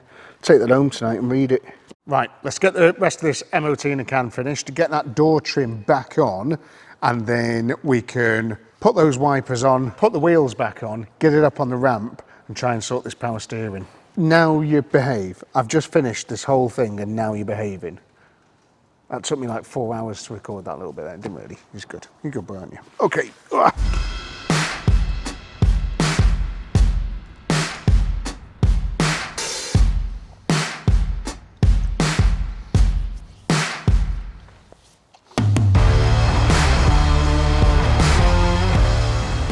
I'm telling you now, that MOT in the can is blooming good stuff. It just takes your eyes off it. You know, just at a quick glance, just takes your eyes off it. And that's what it's all about. We just want to take our eyes off it just until we can get this thing MOT'd so I can drive it down to the paint shop and get some proper paint work done on this car. And then I might think about swapping that door over because it's a bit more solid. And we've got these bits here to worry about as well. So we're going to get the paint guys maybe to have a little bit of a look at that, and that in the corner there of the windscreen. It's all very solid, but something is going to something needs to be done about it. Anyway, look at these linglongs. They're actually capatos. They're just glorious. Look at how nice these wheels are. They're so smart, aren't they? Matty gave them a proper shine up as well and a good scrub, and they've just come up amazing. Absolutely superb. And we've got a brand new spare in the spare wheel carrier just in case anything were to happen. Thing is though, I now need to make this car run again so I can drive it onto the ramp area so we can have a look at this power steering leak to see if there's anything I could do about it with the stuff that I've got lying around me, because the MOT is tomorrow morning and it's now about 5:30. There we go, a little bit of choke, out of gear.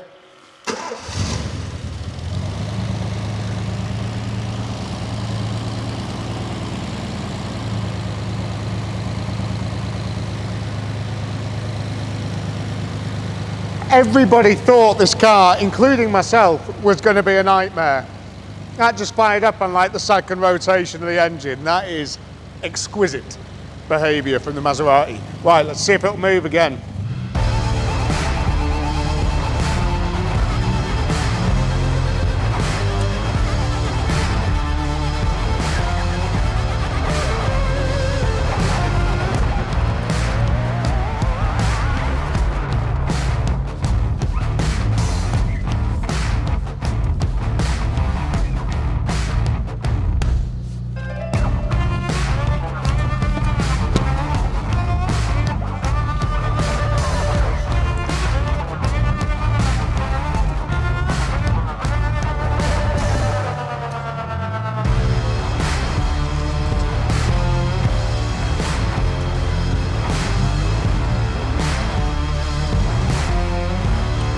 Oh God, oh God.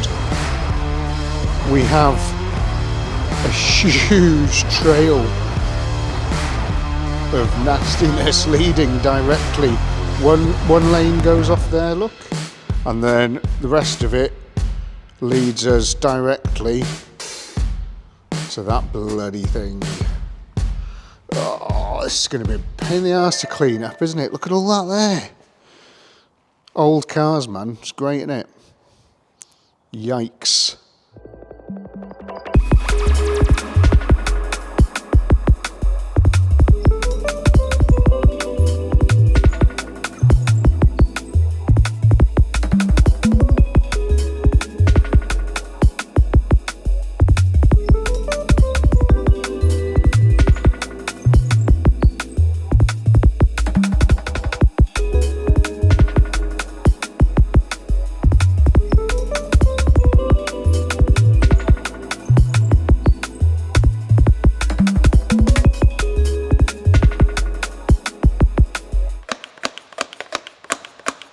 Now, thankfully, because we've not thrown this down the road yet, it's not had a chance to like spread all over this area, which it would do.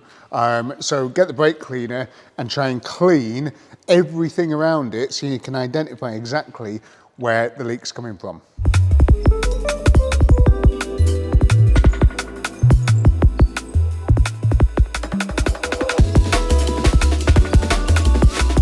Now it's all nice and clean here now, but that's the oil filter there, by the way. That's desperate for a change, isn't it? But we'll do that. It's just gone a bit corroded with age. It's fine inside.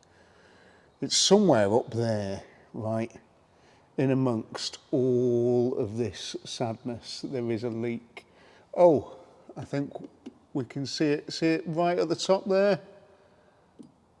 That there is our leak. For context, that's all the way up there. I don't know how I'm going to get to it. What about, oh, I could take this plastic shield off. That might give me a bit of access. Or is that, it doesn't look like it gains you any access actually. Just get to some horns. Yeah, it's solid behind it. Oh God. Just get my podgy wedges in there. There is this sort of low pressure feed line here, this big black one, and underneath it, you see how it's a bit sort of crusty? That one directly underneath this black one that my finger's on there, that's a hard line, and it's a high pressure hard line that goes off to the rack, and I can't quite work out if, well, one has worn the other away, and I don't know which one the leak's coming from. There's a nut. I just can't get to anything. This is ridiculous. There's nowhere to no room to move at all. Well, I might have to take the engine out. No, it won't be fine. There's a nut down there somewhere, which I might be able to get a spanner on or something like that, and then if I follow it down, or I might even just be able to lift it up this way, sort of do something with it, and then feed it back down. It's now dark, and that was very difficult, but I've got the power steering reservoir out with this pipe attached. But the sad fact of the matter is that I don't think this is the thing that's been leaking. You can see there's like a indent where it's been resting on the metal pipe, and I think it's worn a hole in the high pressure pipe.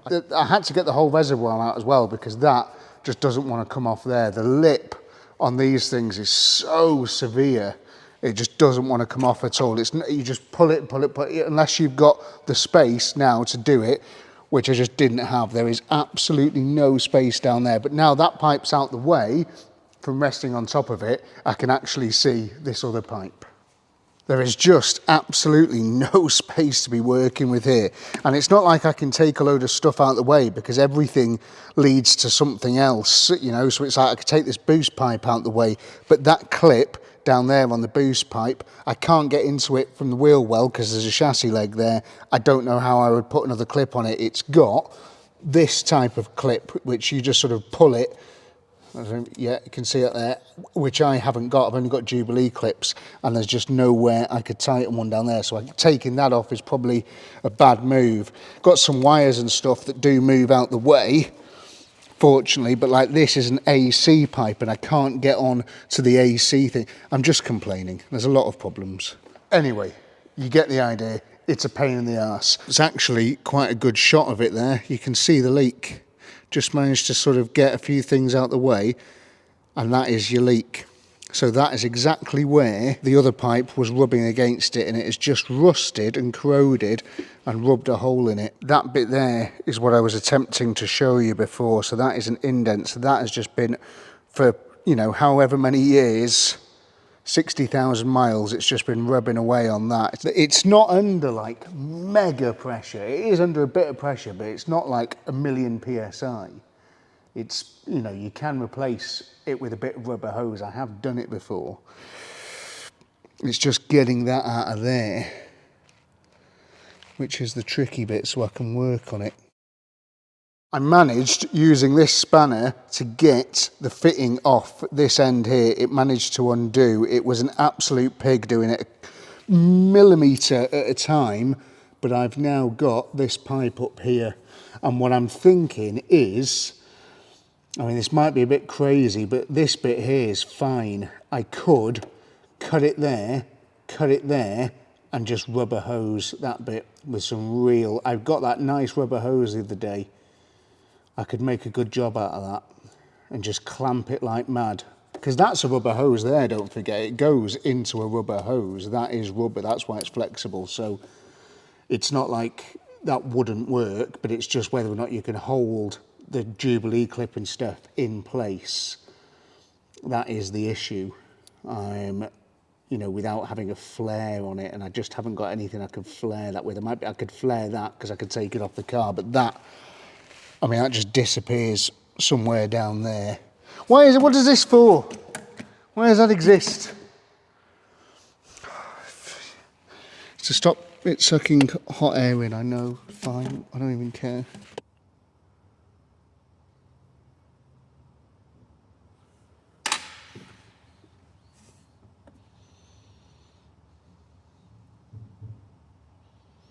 Right, we are at a point where we're about to test this thing, which is handy because that, or is that John again?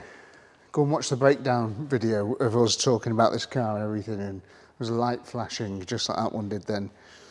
And we think it might have been the previous owner. Anyway, I'm not superstitious, are you? Oh, maybe. This is put back together, Jubilee clipped. It's just, God, pray to God this is going to work. I need to fire it up and then just try and bleed a little bit through the system. Bloody hell, that starts a little bit too well, doesn't it? Now we're looking for fluid to pour out the bottom, going from lock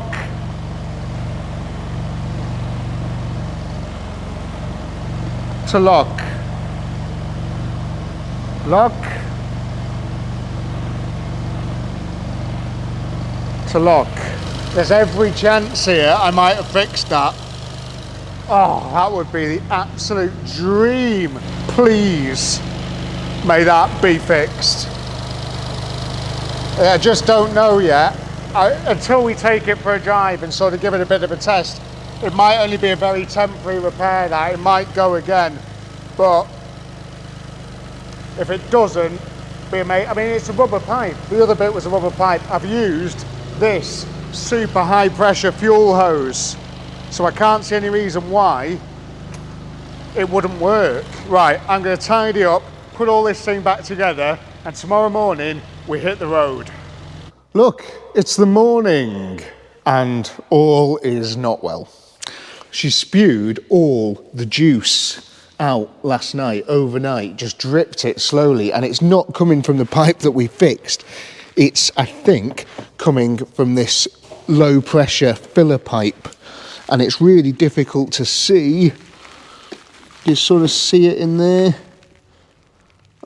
Really, really frustrating, but yeah, it's, you might be able to see it better than me, I don't know. But essentially, I've got to take it out again. I've already stripped a lot of it down now just to get access to see what was wrong with it. And I'm now going to have to take the power steering thing out again and just have a look at that pipe and find out what's wrong with it. It might have a hole in it, or it might have just not been on properly, not Jubilee clipped properly, because it's really hard to get one on there. So I'm going to pull it out again. We'll have a look. It's fine. It's fine. It's fine. It matters not that the MOT is in 3 hours. And I've still got to do the lights, and I really want to try and fix the washer pump as well. And I've got a universal washer pump kit which I might just sling in the engine bay, because I can't get that pump. It doesn't look like too much of a irregular pump, but can't find one. Local Factors, they're not going to have a washer bottle pump for a Maserati Biturbo, are they? So we're going to have to make stuff work. I'm not expecting a pass at all, but you never know. You never, ever, ever know, do you? So we might as well try, eh? I think, I'm just looking at it, I don't think there's any holes or anything in it. I think it just maybe wasn't tightened properly. But see how the end's really crappy? I've got some flex left in this. So what I'm going to do is I'm just going to slice the end off this so it's just a bit cleaner and it can sit further down the pipe, and I can re-Jubilee clip it a little bit further up, and I'm hoping to God that's going to do it, because I've got no pipe that size at all. It's a bit of a funny size again. Everything on this car is a bit funny. Not funny, ha-ha. Funny. Genuinely well impressed.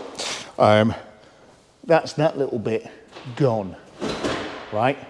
So maybe now if we put it all back together with nice new top strength Jubilee clips, we might stand a chance. Okay, ill-fitting, poor quality battery going back in for the umpteenth time.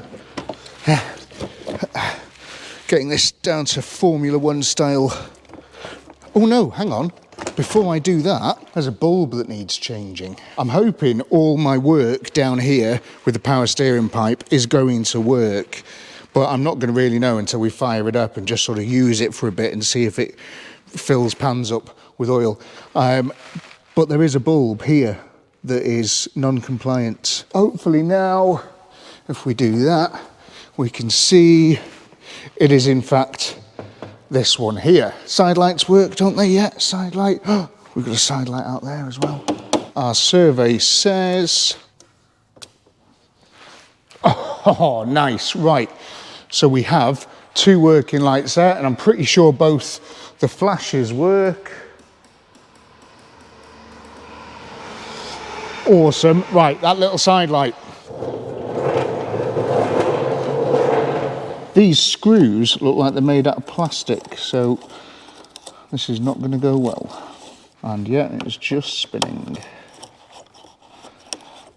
Weird little plastic screw. What's that all about? That's all in the name of aesthetics, isn't it? But obviously, what about in the name of holding things in? This car is, it all of a sudden does not want to go for its MOT. I don't know what's wrong with it, but like, just trying to do that side light bulb. I noticed the indicator was out as well. And like, the indicator is supposed to be the outermost one. And like this one's flashing now, and that's supposed to be the side light, and the indicator's not flashing. And I don't know why, so it's something to do with the wiring inside here, so I'm going to try and get this out and see what's going on, but that's bizarre. And I've got like one side light and no indicators at all on the back. Off, on. Right, so we're missing a brake light as well. Got number plate lights. I don't know, I'm going to have a fiddle about with this. Time is ticking away. Just working my way through the rear lights. I've got a weird earth thing I want to show you. Right, so this is the hole where the brake and side light go on this side, right? And can you see that bit there? That is just a little bit of metal, and that is your entire earth for this plastic bulb holder, and it sits on that there. So I'm just gonna put a little bit more pressure on that, put a new bulb in it, and using this pick I'm just gonna scrape all that, and I'm hoping that's gonna sort this rear stop and tail light. Right, so now I've done that and plugged it back in, we have both tail lights, and if Joe presses the brake, nice, we've got both brake lights, that's cool. Right, yes, we've got a fog light, right, buzzing, okay, which we do need for a test. Right, so we've got no indicator here. What happens if I just play with the thing? Okay, still no indicator, let's swap the bulb.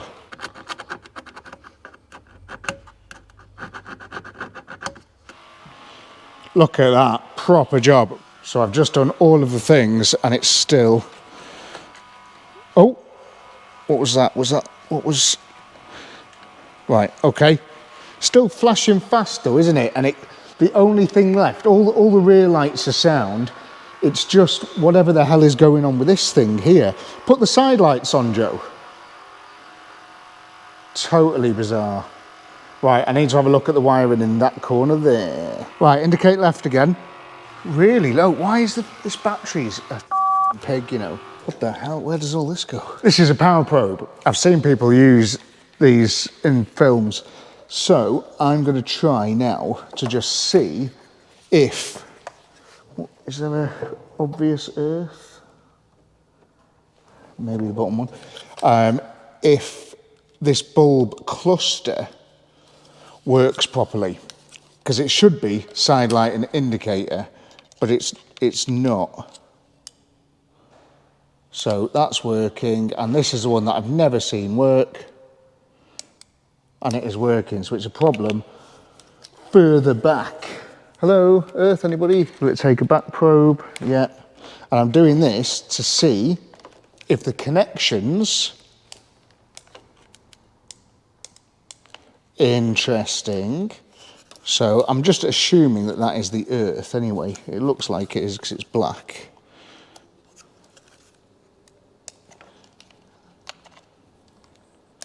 But when I do that with the plug-in, nothing happens on this side. And it can't be a problem with the wiring in the plug because it just is what it is. So it's possibly an issue further back. Check that earth. What? Multimeter has a handy function, test for continuity. So essentially you don't even need to look at the meter. You're listening for that beep. So is this earth?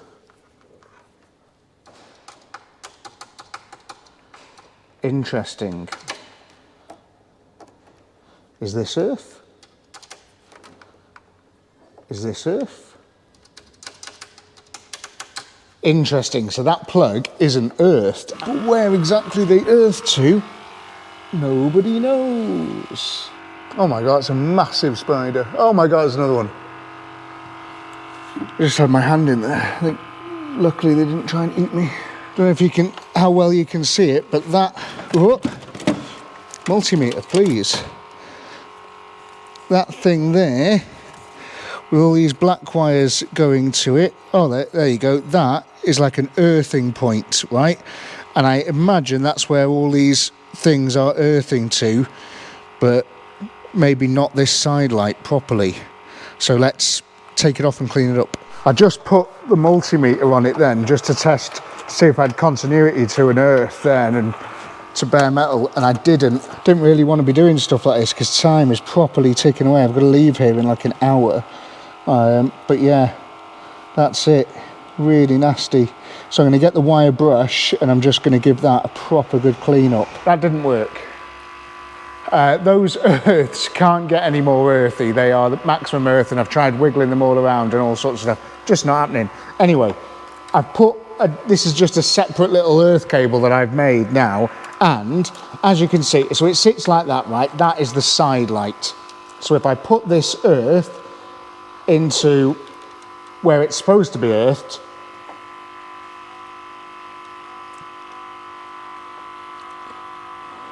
it goes back to the proper side. So we've got the indicator there, so we know it's an earth issue.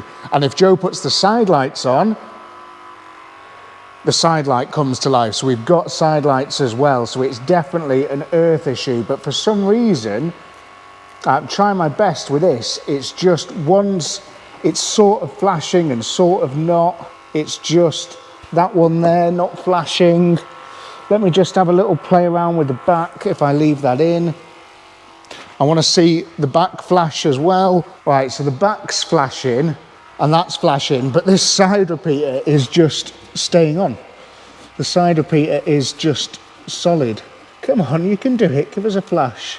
I mean, I think that'll get us through. Indicate the other way, Joe. See, that is just permanently on now, which is weird, isn't it? Could just be a side mark, though. I don't think that's actually a fail. And put the hazard, take that indicator off and put the hazards on.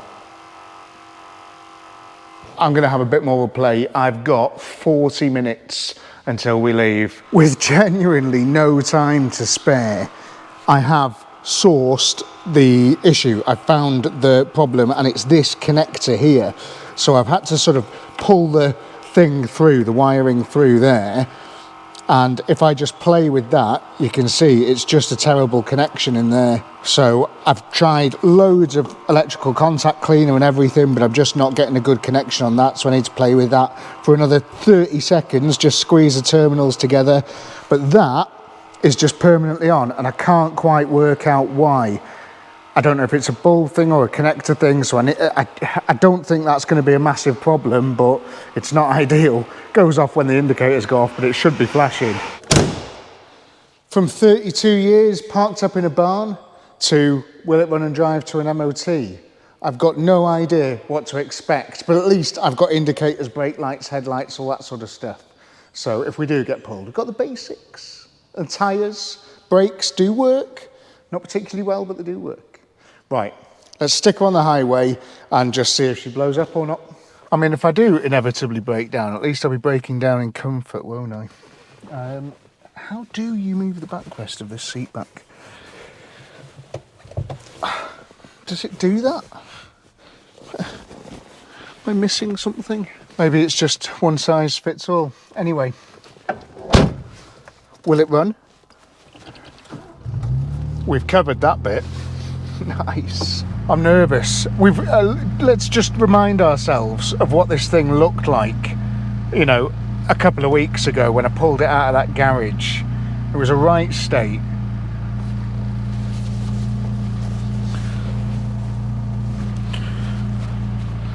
Anybody with 2 minds would have just ran a mile at a barn find Maserati Biturbo, but good job I haven't got 2 minds. I haven't even got 1 mind. Anyway, let's get out of here. Dogleg gearbox. I am so nervous. I am so unbelievably nervous. Come on, we've got good oil pressure. That's the only thing that works so far. We'll stop and we'll fill the tank up as well. Put a load of new fresh motion lotion in it, just to try and kick that fuel gauge back into life. Oh man, this thing. I mean, you have to take stuff for an MOT, don't you? You have to drive it on the road to get it there. You can't trailer everything to an MOT, can you? Dogleg gearbox, remember that? I wonder if the air conditioning works. I'm not going to try it. Imagine if it was ice cold. This is one of the most expensive cars I've ever done on the channel. You've got, I think the Plymouth and the Cortina were probably the other 2 most expensive. And I've been so lucky with this thing so far. So why did I say that? Touch wood. Oh, nice Maserati wood. And I just hope that this is going to make it and we're not going to break down. Touch wood. Why did I say stop saying things? I'm nervous, and it's really warm today as well, which is great fun. But Rob is expecting us. I'm just trying to feel for those brakes binding on as well. 2nd gear is where 3rd normally is.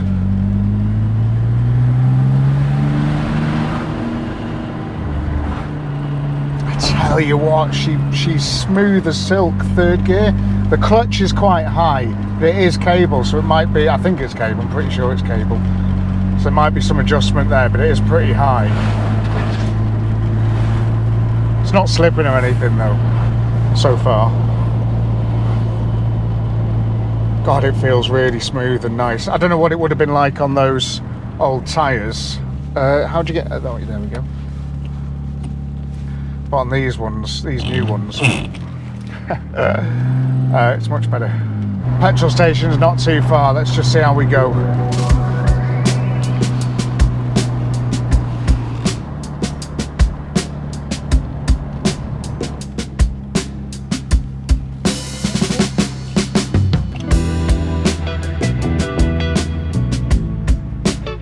We made it to the petrol station and the brakes do feel like they are freeing up a little bit. Let's go and feel those wheels.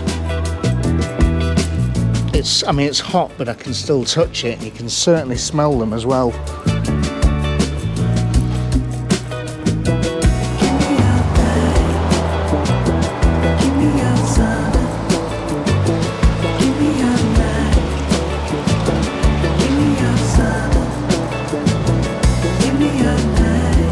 We had a couple of lights earlier. Oh no, oh look, it is coming back to life, it's trying. It's doing everything it can. I don't know which way to go. I kind of want to just bang it on the M53, but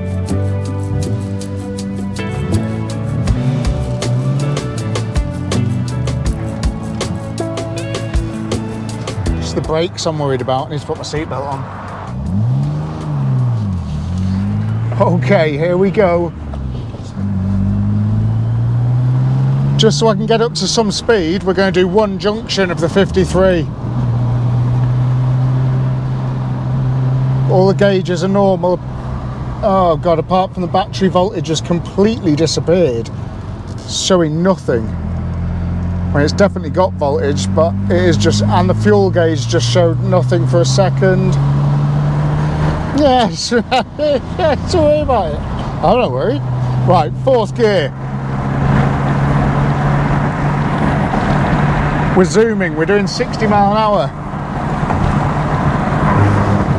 Oh my God, we're just on the motorway. This is crazy. Come on, baby. Next up, the south of France. Okay, maybe not. Don't get excited. Let's just see if we can make it to an MOT first. Is that me smoking?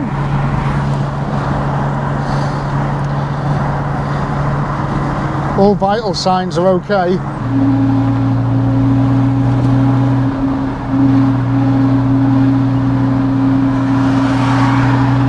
Something is making a horrible noise. Something steering wise. Is the steering wobbling?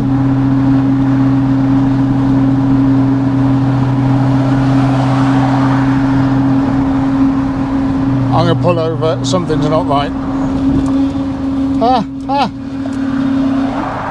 Can you hear that? It's gone now that I've stopped. Battery level's gone back up. Sound like wheel bearing or something.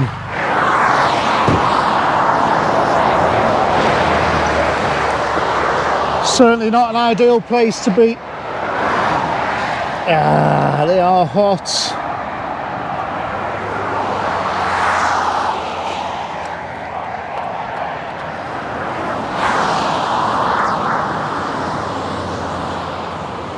That tyre looks a bit flat as well, doesn't it?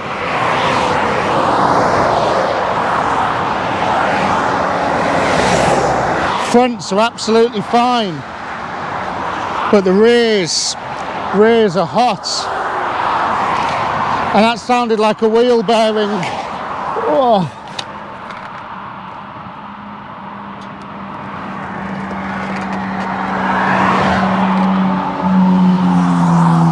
Battery's all connected up okay. That's a different battery. It's not the right battery, but it's working quite well.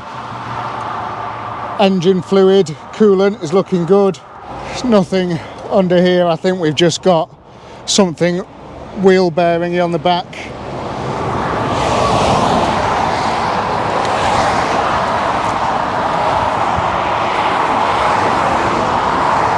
Not sure what to do apart from just to get to the next junction. Didn't even bring a lump hammer with me. I could have just got under and given him a tap then. I appreciate that this is how people die. This is a motorway and I'm lying down on it, but hopefully I won't, you know. Oh God, lorries are scary.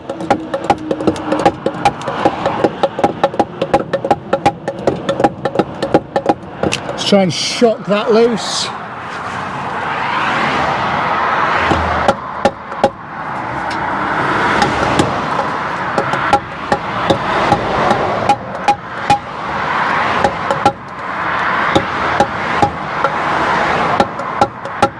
Should have bought a picnic blanket. Right, don't press the brakes. And we're just gonna, let's just see if are they free a bit more.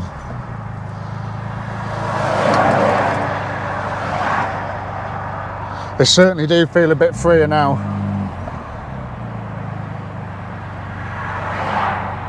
Yeah, loads better. Okay, right, let's just wait for a gap in the traffic. And because of where we are, we're gonna have to see what this 185 brake horsepower feels like.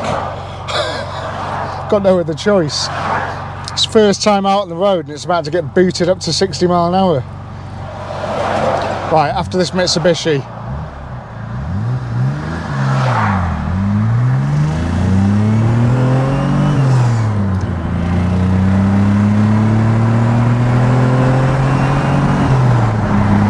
Listen to them turbos spool.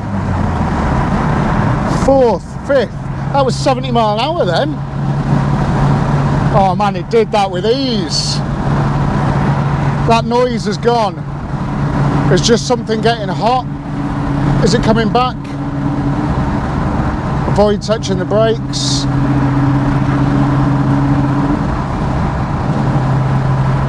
Sounds like something proppy or wheel bearingy maybe. I don't know.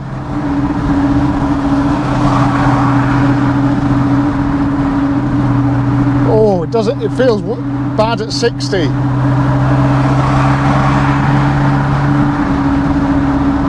Ah, it's getting worse. Right, let's let these things slow down.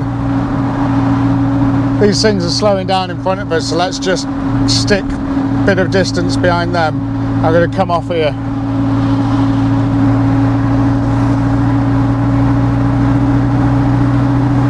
God, that sounds horrible. I hope you can hear that on the camera.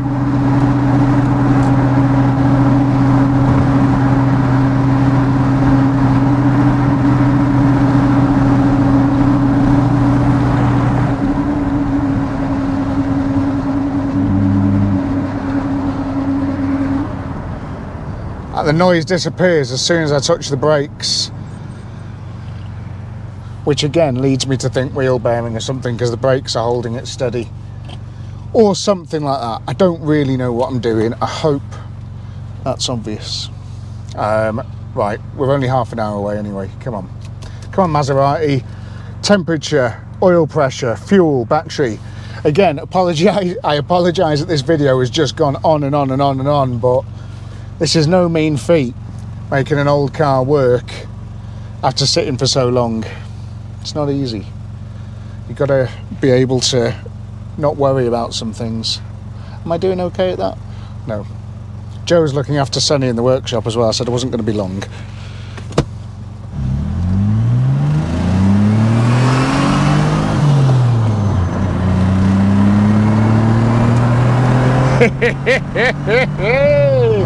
This thing is a monster, come on!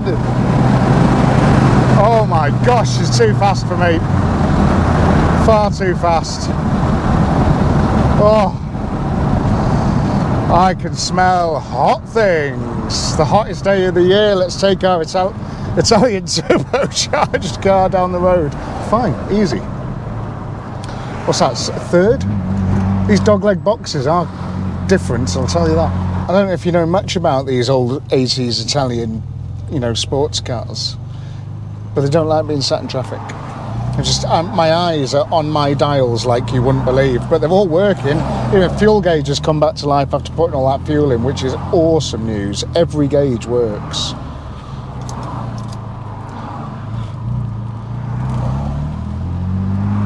And I think, because I'm having to sort of do a bit of stop-start with this traffic, trying to work the brakes out, but I don't think that's binding at all. I don't know though. And what I'm trying to do is see these cat's eyes. After I've pressed the brake, I try and go over the cat's eyes, and it just sort of shocks the brakes into sort of moving. That's all it is. Just a bit stiff, been sat, haven't they? If you know anything about these clocks or watches, how do you is there a battery you can change, or do they wind up, or? That's the light for it there. The light's ready to go. Just sort of plug that in there like that. But yeah, the clock itself doesn't seem to be working. Traffic's stopped all the way up there. Let's try and open it up a bit here now.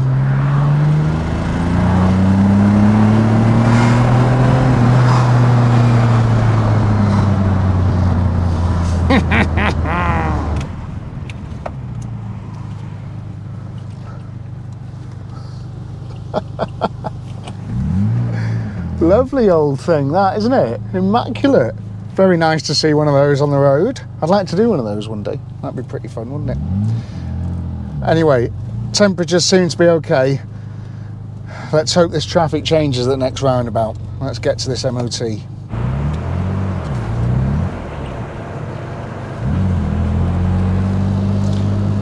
No more traffic, thank God for that.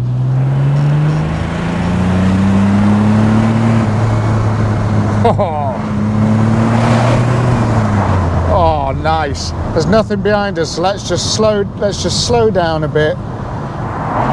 Just give her another little blip. From 2,000 RPM.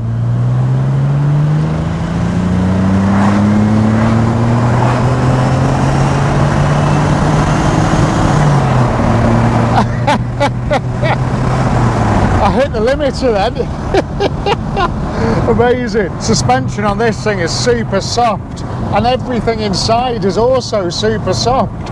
Look at this, like Alcantara dash pads. Never seen anything like it. Steering wheel super soft, and I love it as well. It feels like a proper 80s supercar. It looks like one, it feels like one. Yet this one is running and driving perfectly. And a lot of them don't, do they?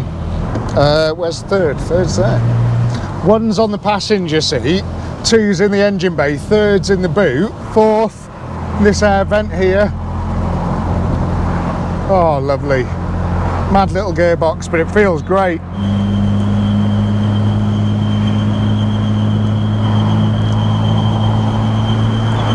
It's fine, they do that. They do make that noise, actually, it's fine.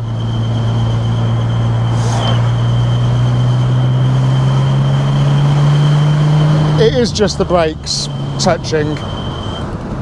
Because look, if I stamp on them, it disappears.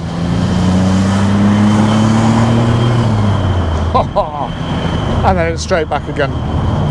Let's go on these cat's eyes.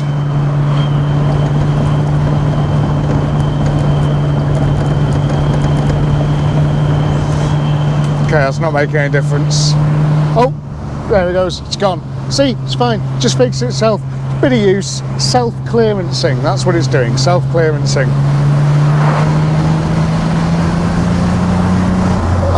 Even in whatever gear that was, it pulls like a train, man. Here we are, we're here.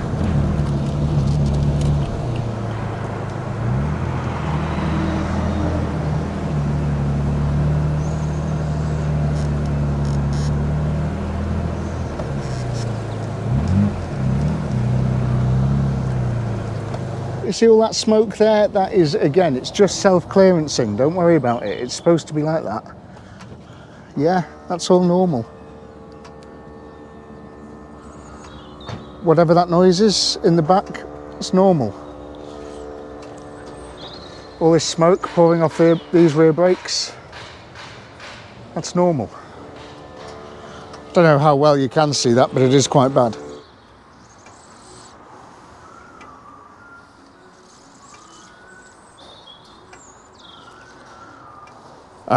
Might leave them to cool down a bit. Okay,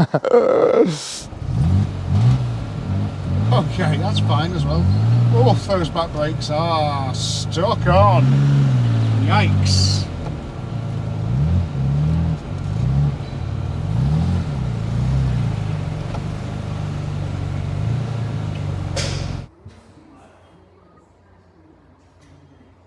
Tell you what, it's a good time to be a can of MOT in a can, isn't it? Just looks of business now. You don't even notice how bad it was with all the red and the black lines and all the rust under there. It's not even looked there now. Bloody hell. The bottom of that door's a bit crusty though, isn't it?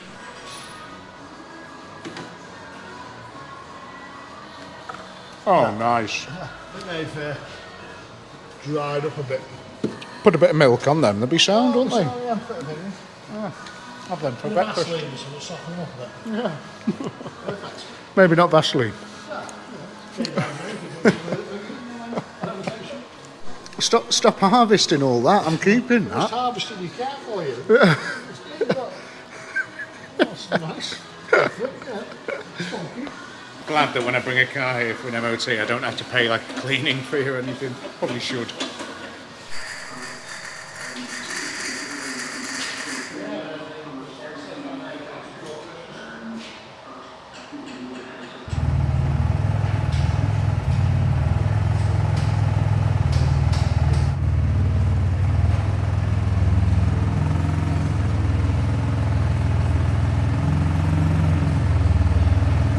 Okie dokie, we are on our way home. The car has been through an MOT test, but did it pass or fail? Well, just hang on a moment. We will deal with that shortly. What I need to do now is try and make it home because those rear brakes are sticking on like nobody's business. So I'm trying to use the handbrake, which does work, to stop. I'm gonna hit this bus. Oh God, good. Oh, yes, look how close. That's how close I was to hitting this bus. But yeah, I'm just using the handbrake to try and avoid pressing the foot brake as much as I can on the way home. Whatever you do, don't do this. I can do it because I'm a professional YouTuber, but please never do this. You really shouldn't, honestly. Discs can crack, the bearings will explode in your face, everything will just dissolve. Honestly, please don't do that, it's so bad. But if you really must, you can do it. And the only reason I've done it then is to just try and shock them off the rears. But I need some more water, really. I was just going to use that as a little bit then to see if they were hot, and then I was going to use the machine to properly cool them down, but sorry, this machine is out of order. They're always out of order. That little bit of shock therapy then has started to free these brakes off, and I might stop at the next petrol station and get some more water and try and do it again. However, it is not all Rosie and Jim. No, it's not. The power steering has completely stopped working, and I don't know why. I can still turn, I can still drive, but it just feels bad. I don't know what's wrong with it. Everything else is working, and it's charging and stuff, so I don't think it's a belt. But yeah, dim gubbod washy, no power steering. Any water's fine, but try not to use the fizzy stuff. A lot less steam this time, I think you'll agree. Oh yes! Should have done this on the way there. Oh, this one's still a bit sticky. Hopefully this ice cold bath will wake it up a bit. Oh, this one's still very steamy. I think that one is sorted though.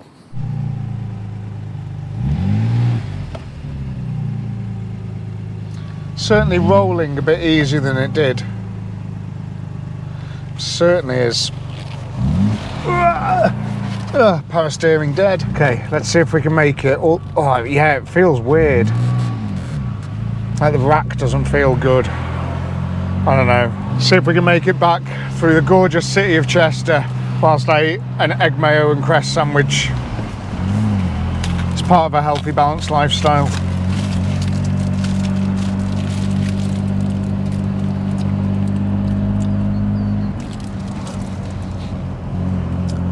So, immediately gone for the microphone. So, did it pass or did it fail? Well, our survey said it passed. It passed its emissions test. It failed everything else. Not really everything else, it wasn't too bad at all. It only failed on the horn. It failed on the windscreen washer jet. It failed on the rear fog lamp not working offside. Fine, whatever. And as we know, the service brake binding and all of the other stuff associated with that.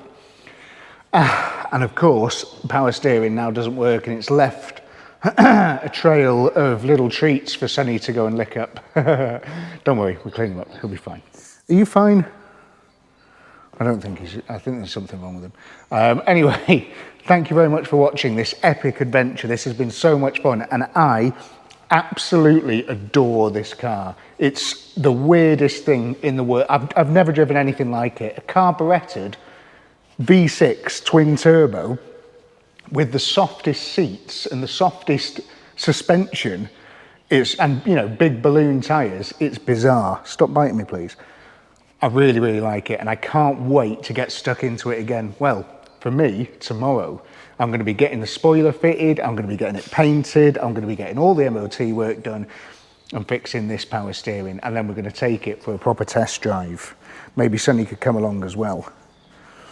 It's going to be a lot of fun. Really looking forward to it, and I hope you can join us. And if you could press that subscribe button, if you haven't done, if you want to see more of stuff like this, these cars being rescued from their garages or barns, then give me a subscribe. That'd be amazing. And we've got loads of other cool stuff here as well, which we're going to be getting stuck into.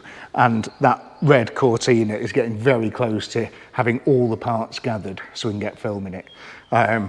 but I want to get this thing tested first. Partly because I've only got 7 days before I have to pay for another test. Anyway, and also, after this video is finished, which is any second now, go and buy one of those puzzles because they're amazing and we haven't got tons left of this first wave of them.